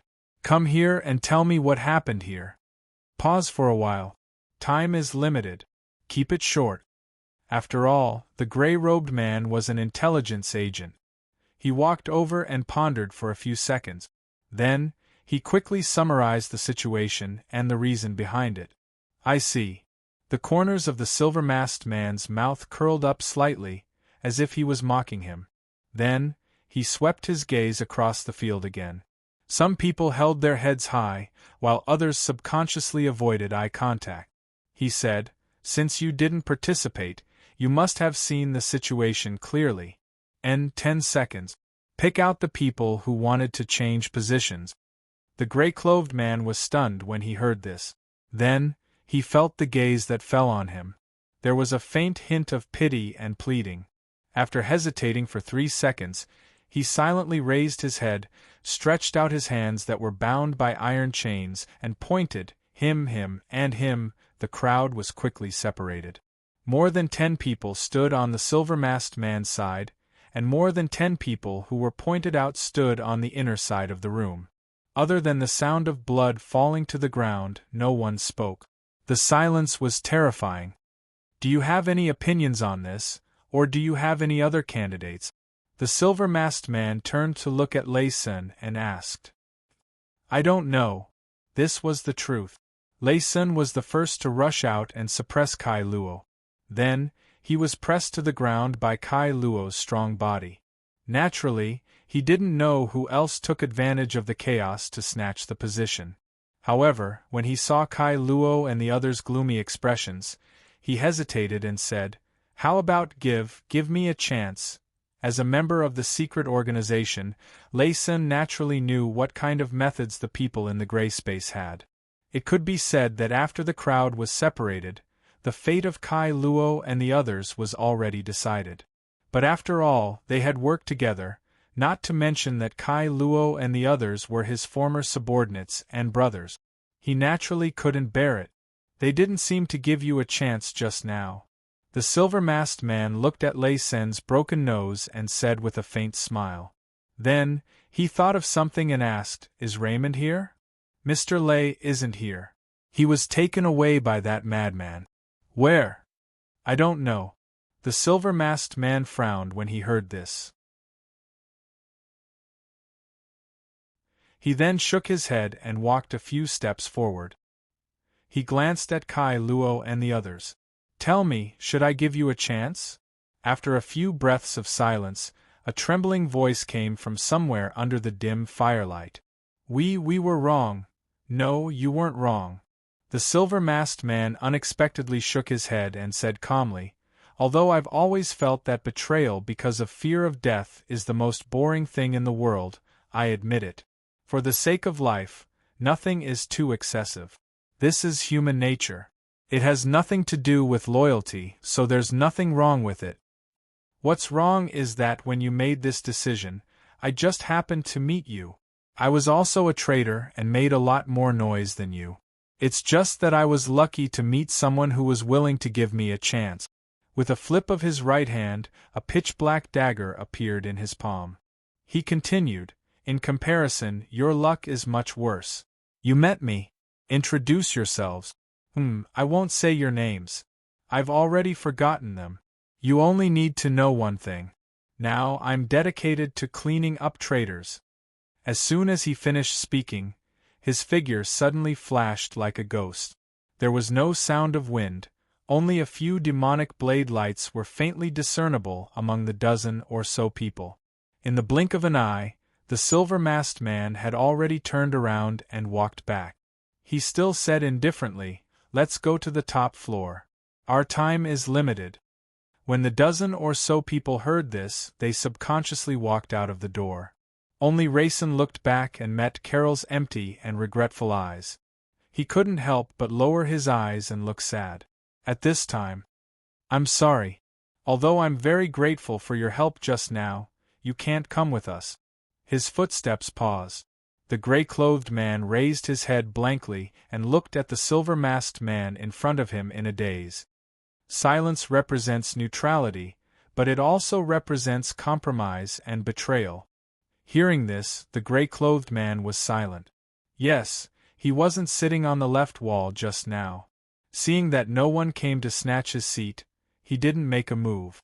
This seemed to be staying out of the matter and not participating in the betrayal. But wasn't this also a compromise to Carol and the others, a betrayal to Rayson and the others?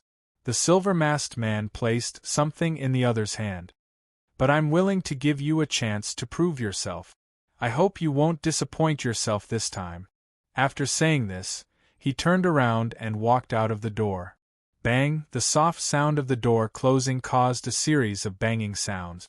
The gray-clothed man slowly turned his head and saw Carol and the others fall to the ground.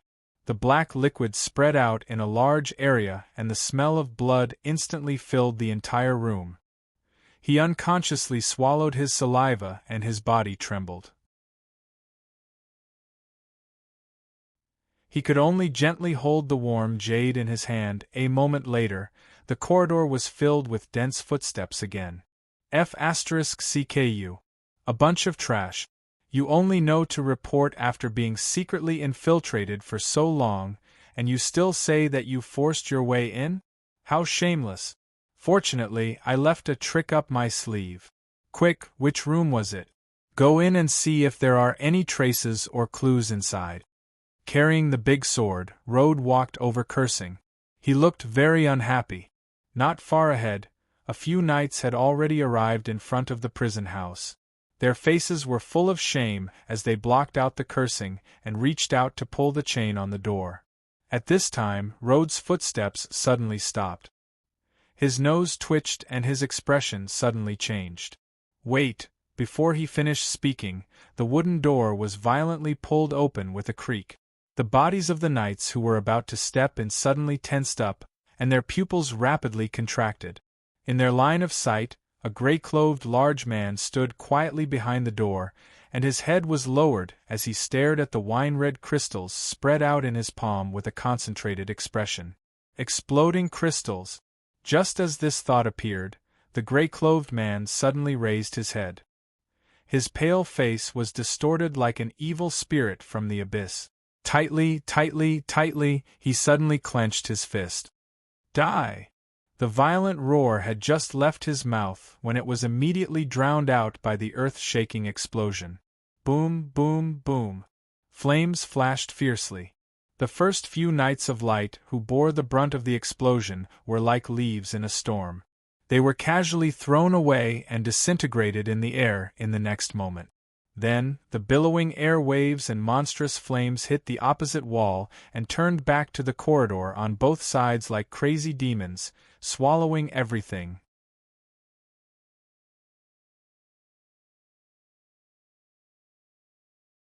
Chapter 828. P.S. Yes, you saw the title. Today is the first day of the college entrance examination. Who knows how many mischievous third-year students are reading this book? However, I sincerely wish you all a smooth college entrance examination and a successful counterattack.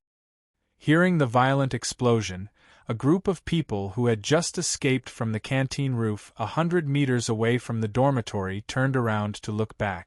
The silver-masked man was looking at the third floor of the dormitory that was ablaze. The explosion did not surprise him, because it was something that he had expected. What he did not expect was that the quality of the dormitory was quite good.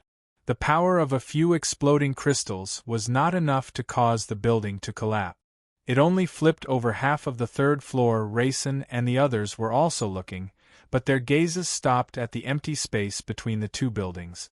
Not long ago, there was an imperceptible black rope that had directly sent them here from the roof of the dormitory. That feeling of being as fast as lightning was exhilarating, so exhilarating that their legs went soft. Waving his hand, the silver-masked man said without turning his head, "Take them out." More than 10 figures in black armor nodded lightly, and rudely lifted Raisin and the others by their sleeves, and carried them off the roof as if they were pinching little chicks. Soon, they disappeared into the dark and obscure night. The silver-masked man did not leave. He was still patiently looking at the third floor of the dormitory, focused and serious, as if he was waiting for something to come out. In fact, in just an instant, a flaming man jumped out of the sea of fire on the third floor with rubble and debris, and fell rapidly. He did not fall to his death on the spot. Instead, after landing, he rolled continuously, and threw himself at the flames on his body to extinguish them. He looked very valiant but also very pathetic. Soon, several figures surrounded him, seemingly concerned. However, that flaming man did not die from the explosion of the exploding crystals, but seemed to be a little angry. He impatiently waved his hand to get everyone to leave. Faint curses drifted out with the wind, and then the man simply left, quickly running towards the west. At the same time, the silver-masked man who had been patiently waiting for a long time also moved.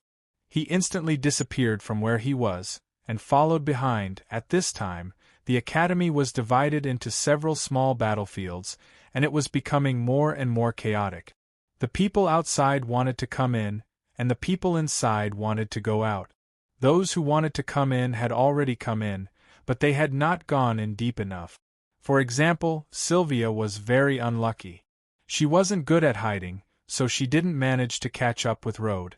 Instead, she was entangled by several powerful knights and mages, so she could only stop and fight. Another example would be the two Jianghu bigwigs. Although they had killed quite a number of knights with the help of lime powder, the huge gap in strength still made it difficult for them to advance. It was very difficult for them to advance to the back of the academy. As for those who wanted to get out, besides the lucky ones like Raisin who had strong reinforcements, most of them were trying their best to save themselves. Xin Shui Hall, Great Hall. Because of the obsession of a certain lunatic, the 1,000 students here were still imprisoned. Because it was located at the back, the flames of slaughter in the front yard had not yet spread here, so it was still relatively calm. The inner walls of the auditorium had countless colored crystal glass, so the people inside could naturally see what was going on outside. At this moment, there were countless small faces reflected on it, and most of them had fear in their eyes. This also fulfilled the lunatic's wish. These 1,000 students were indeed acting as spectators, silently watching everything. There weren't many guards in the Xin Shui Hall, and there weren't any decent experts either. However, it was enough to watch over the 1,000 students here. But now there were two small figures sneaking around the outermost area of the Xin Shui Hall, peeking at the tall figure beside the thick pillar not far away. They were two children, one boy and one girl. They were the most mischievous students in this academy. Logically speaking, under heavy surveillance, they should be in the auditorium right now. But because of their mischievousness, Whether it was Rhodes' group or the principal's teachers, to a certain extent, they weren't as familiar with the terrain as they were. Therefore, they still managed to sneak in. It was a pity that the secret passage only led to here. If they wanted to go out and get reinforcements, they had to knock down the man beside the pillar, a knight with a spear. They moved around like little mice, and even had a silent argument. In the end, the taller girl suppressed her companion's opinion and struggled to lift a flower pot, slowly moving to the back of the pillar. One had to admit that the advantage of being a child, in addition to the rich experience of avoiding the teacher's gaze in class, allowed them to sneak in exceptionally smoothly. Their petite figures perfectly hid in the shadow of the thick pillar. At this moment, the tall knight, who was only a pillar away, still didn't notice them. Their plan was simple, to knock the tall knight out with the flower pot. But in reality, this plan was a little complicated, because the best way to knock someone out was naturally to hit the head. But due to the height restriction, they might not be able to reach it even if they stacked up. Fortunately, their rich experience of mischievousness helped them again. The little girl pulled out the flowers in the flower pot and threw them to the side of the pillar. This slight noise indeed attracted the attention of the knight. He quickly turned around, took a small step, and cautiously stuck his upper body close to the pillar. This time, the little boy who came from the left side of the pillar swallowed his saliva and closed his panicked eyes. He opened his arms and pounced forward. Roar! The little boy roared bravely and accidentally made the knight's body stagnate. Coupled with the fact that the little boy suddenly grabbed his legs, he fell down just like that. With a bang, the knight fell heavily to the ground. This kind of small injury naturally didn't affect him, but he forcibly turned his head to look at the little boy at his feet. His expression couldn't help but be embarrassed. Damn it! Before he finished his words, the little girl hiding behind the pillar bravely jumped out and decisively smashed down the huge flower pot in her hand. Whoosh! Bang, bang! After the big movement, there was silence. The little girl froze her gesture of decisively falling down. She blinked her eyes as she looked at the broken flower pot tiles. The little boy loosened his tightly hugged legs, stood up, and blinked as well. Then, the two little faces turned pale. The plan was successful, the flower pot was successfully hit in the head. The knight's forehead was instantly cut open, and blood flowed everywhere. Looking at the disparity in strength between the two sides, the result of this battle could be said to be great. But the key now was that the knight wasn't knocked out as planned. Instead, after being stunned for a moment, his eyes widened, and he couldn't hide his anger. There was no problem with the plan of these two children, and their moves were also very decisive. Especially the final smash, it was even more beautiful. They believed that if the opponent was an ordinary person, or even the defenseless Byron and the others, they would have succeeded. But unfortunately, their opponent was a proper temple knight.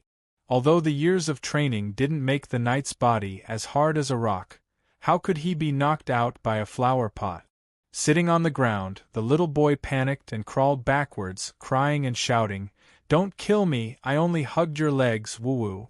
I'm an accomplice, the one who hit you wasn't me, wah." "Shut up." The little girl glared angrily at her disloyal companion and took a few steps back. Although there was an unconcealable panic on her delicate face, she still pretended to be calm and said in an anxious voice, "We were wrong, we admit defeat. But our father is the boss of the Green Clothes Gang and the Twin Blades Gang, so we can compensate you for all your requests." It had to be said that girls were indeed more mature than boys. Therefore, although the way they imitated an adult's negotiation was a bit funny and cute, they still successfully expressed their meaning. "Our father is the boss of the gang, you can't kill us, or else you will be retaliated." But unfortunately, not to mention the fact that their backing was insignificant in the eyes of this knight, the knight who was filled with intense shame and anger couldn't listen to these words at all. He roared ferociously and slapped the ground, his long spear piercing towards the little girl's forehead like the wind. The little girl naturally couldn't dodge this spear. She didn't even have time to close her eyes, and could only watch foolishly as the cold spear tip came closer and closer, closer and closer. Suddenly, bang! With a muffled sound, the long spear froze a few inches in front of the little girl's forehead, and couldn't move an inch further. At the same time, the knight who had just been hit in the head was hit in the head again.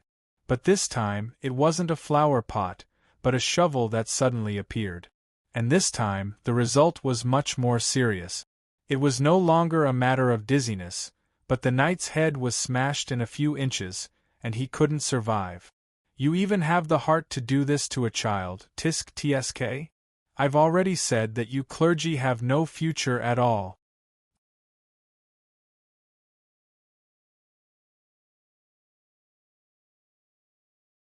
Chapter 8:29. The tip of the spear was still a few inches away from her forehead, so the little girl was still alive. His head was smashed a few inches off by the shovel, so the knight was naturally dead. Wah! The little boy on the side saw the knight fall to the ground with blood oozing out of his face. His face was extremely ferocious, and he could not help but scream and cry again. He rolled and crawled behind the little girl and grabbed the corner of her clothes, refusing to let go. Shut up, coward! The little girl recovered from the horror and her face turned pale. She subconsciously wanted to slap away the arm that was grabbing the corner of her clothes, but she did not succeed after several attempts. In the end, she could only glare fiercely at the other party. She raised her head and looked at her savior who was searching the knight's body. Unfortunately, his face was hidden in the darkness, so she could not see his face clearly. She turned her head and looked at the slightly deformed shovel that was stained with mud. She could not help but swallow her saliva.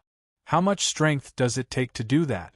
Even a gold medal fighter can't do that. I wonder if I can recruit him? After all, she was born in a gang. After narrowly escaping death, she did not consider the current situation and wanted to recruit him first. But what she did not know was that the person in front of her was also wanted by her father, Tsing-yi. Speaking of which, the person who appeared with the shovel and the image of a coquettish savior was naturally Tang-en. Tang-en was the first person to sneak into the school, but he did not participate in the melee after that. Instead, he went somewhere to do other things. It was not until now that he officially came out for a stroll.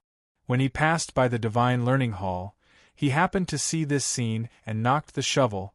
Tang-en did not find anything valuable on the night, but he did not regret it. He stood up with the shovel and waved at the two children in front of him who were still in shock. Let go, don't pull me. The little boy was obviously very afraid of Tang-en. He grabbed the girl's clothes tightly and did not want to go over, but his strength was not enough. In the end, he was dragged over by the girl.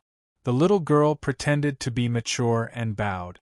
She said with a slightly trembling voice, "Thank you for saving my life, sir."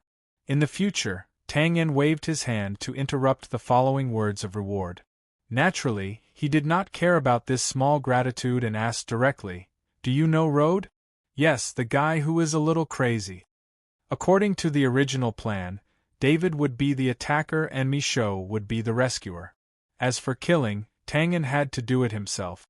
The little girl nodded without hesitation. "Yes." "Where?" The girl blinked her big watery eyes and pointed behind her. "It's in the auditorium." "Ha!" Tang-en shook his head and laughed. He reached out and rubbed the girl's soft hair. "Remember, when you lie in the future, you have to be calm and don't blink. You have to convince yourself first before you can convince others." Pausing for a moment, Zhang Xian turned to look at the young boy, who had his head lowered, not daring to meet Zhang Xian's eyes. "Right, there's another important point.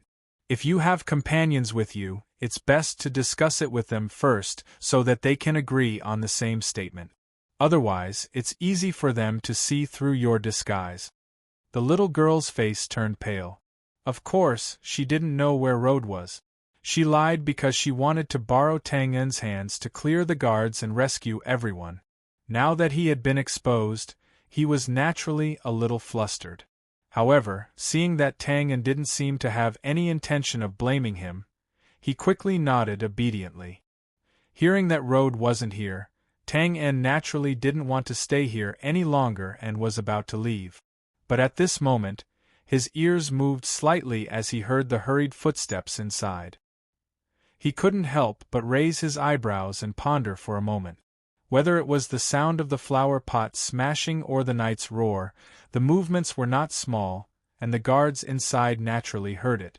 It was probably because they had been disturbed by the explosion outside that they had only rushed over now. After thinking about it, Tang En picked up the shovel again and turned to walk inside. The academy is not peaceful now. When you get out, don't run around. Wait for your master to come and pick you up, okay? The little girl was stunned for a moment, but her reaction was quick. She looked overjoyed and pulled the boy to chase after him. I know, thank you, sir.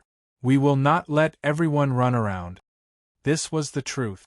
The near-death experience just now made her realize that the current situation was really dangerous. It was not something that could be solved with cleverness.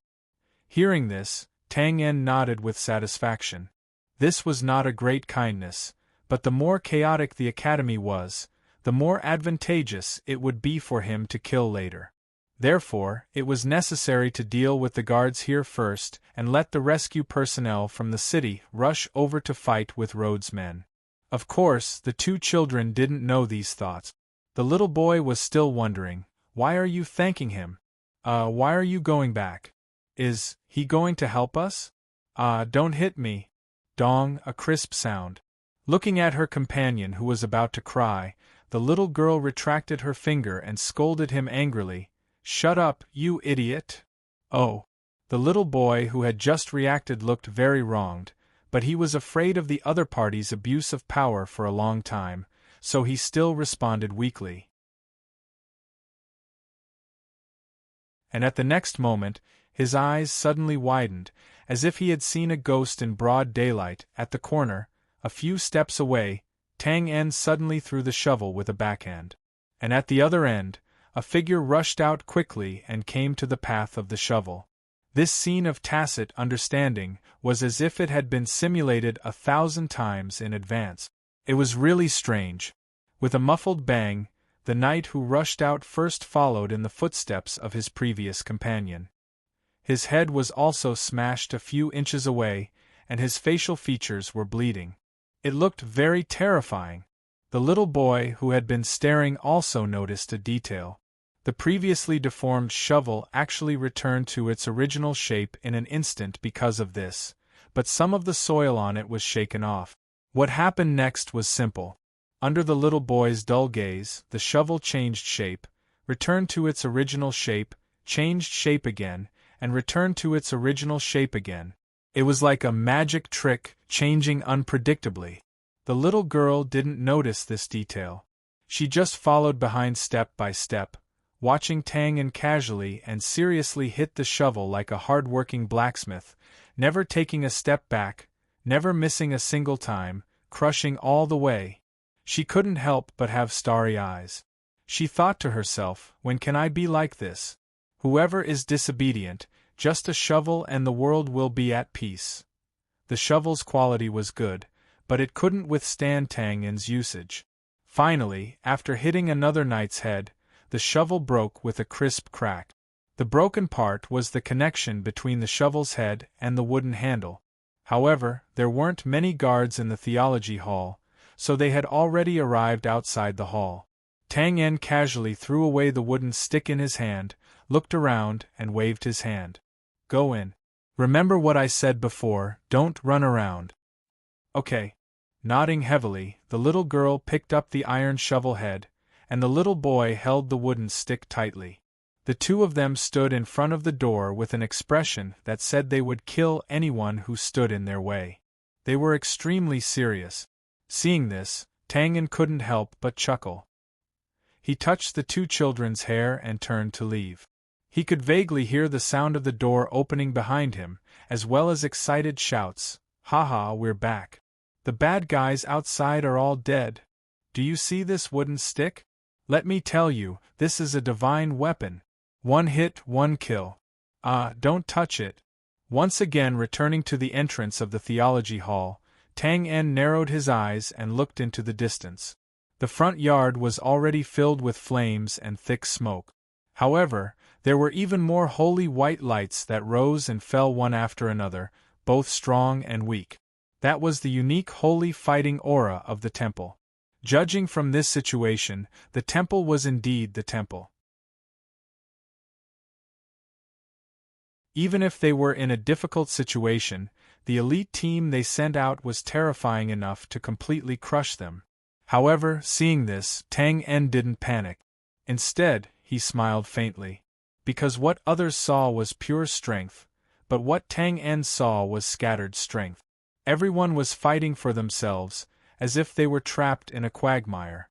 This meant that the situation was gradually getting out of their control and becoming more chaotic. Haha, it's good to be chaotic.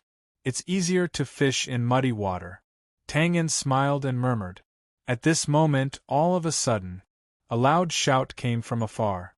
"Who are you?" Tang En turned his head and saw a holy magic shield hovering in the air to his left. He narrowed his eyes again and found that it was an acquaintance. It was the white-bearded bishop he had seen at the temple headquarters before.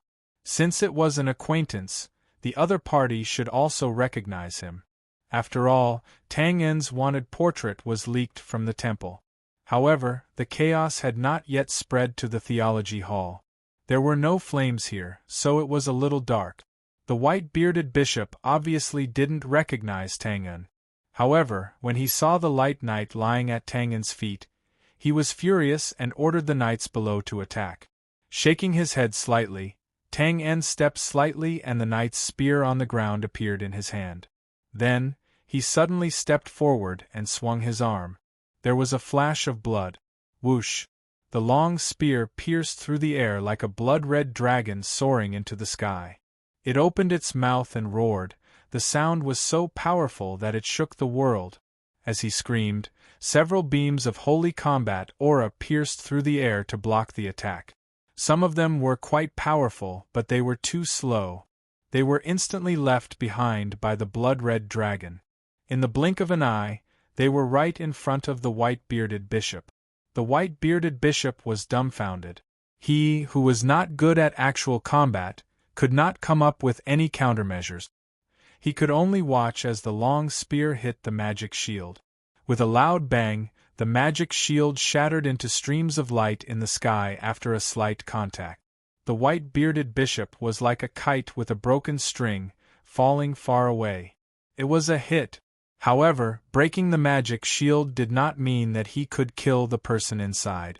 Tang En was slightly stronger than Sylvia, but this long spear was not Sylvia's flaming long spear. The moment the shield was broken, the long spear also shattered into pieces and disappeared. Sure enough, after a short while, the white-bearded bishop stood up shakily on the roof of a small building in the distance. Then, he screamed hysterically, "Kill him! Kill him for me!" Tang En pursed his lips and said softly, "Idiot!" As soon as he said that, the scream in the distance suddenly stopped, like a chicken being grabbed by the throat. Looking from afar, the white-bearded bishop's body was already motionless. His body had been pierced through by a silent arrow. The arrow had pierced through his heart. Tang En was not surprised at all.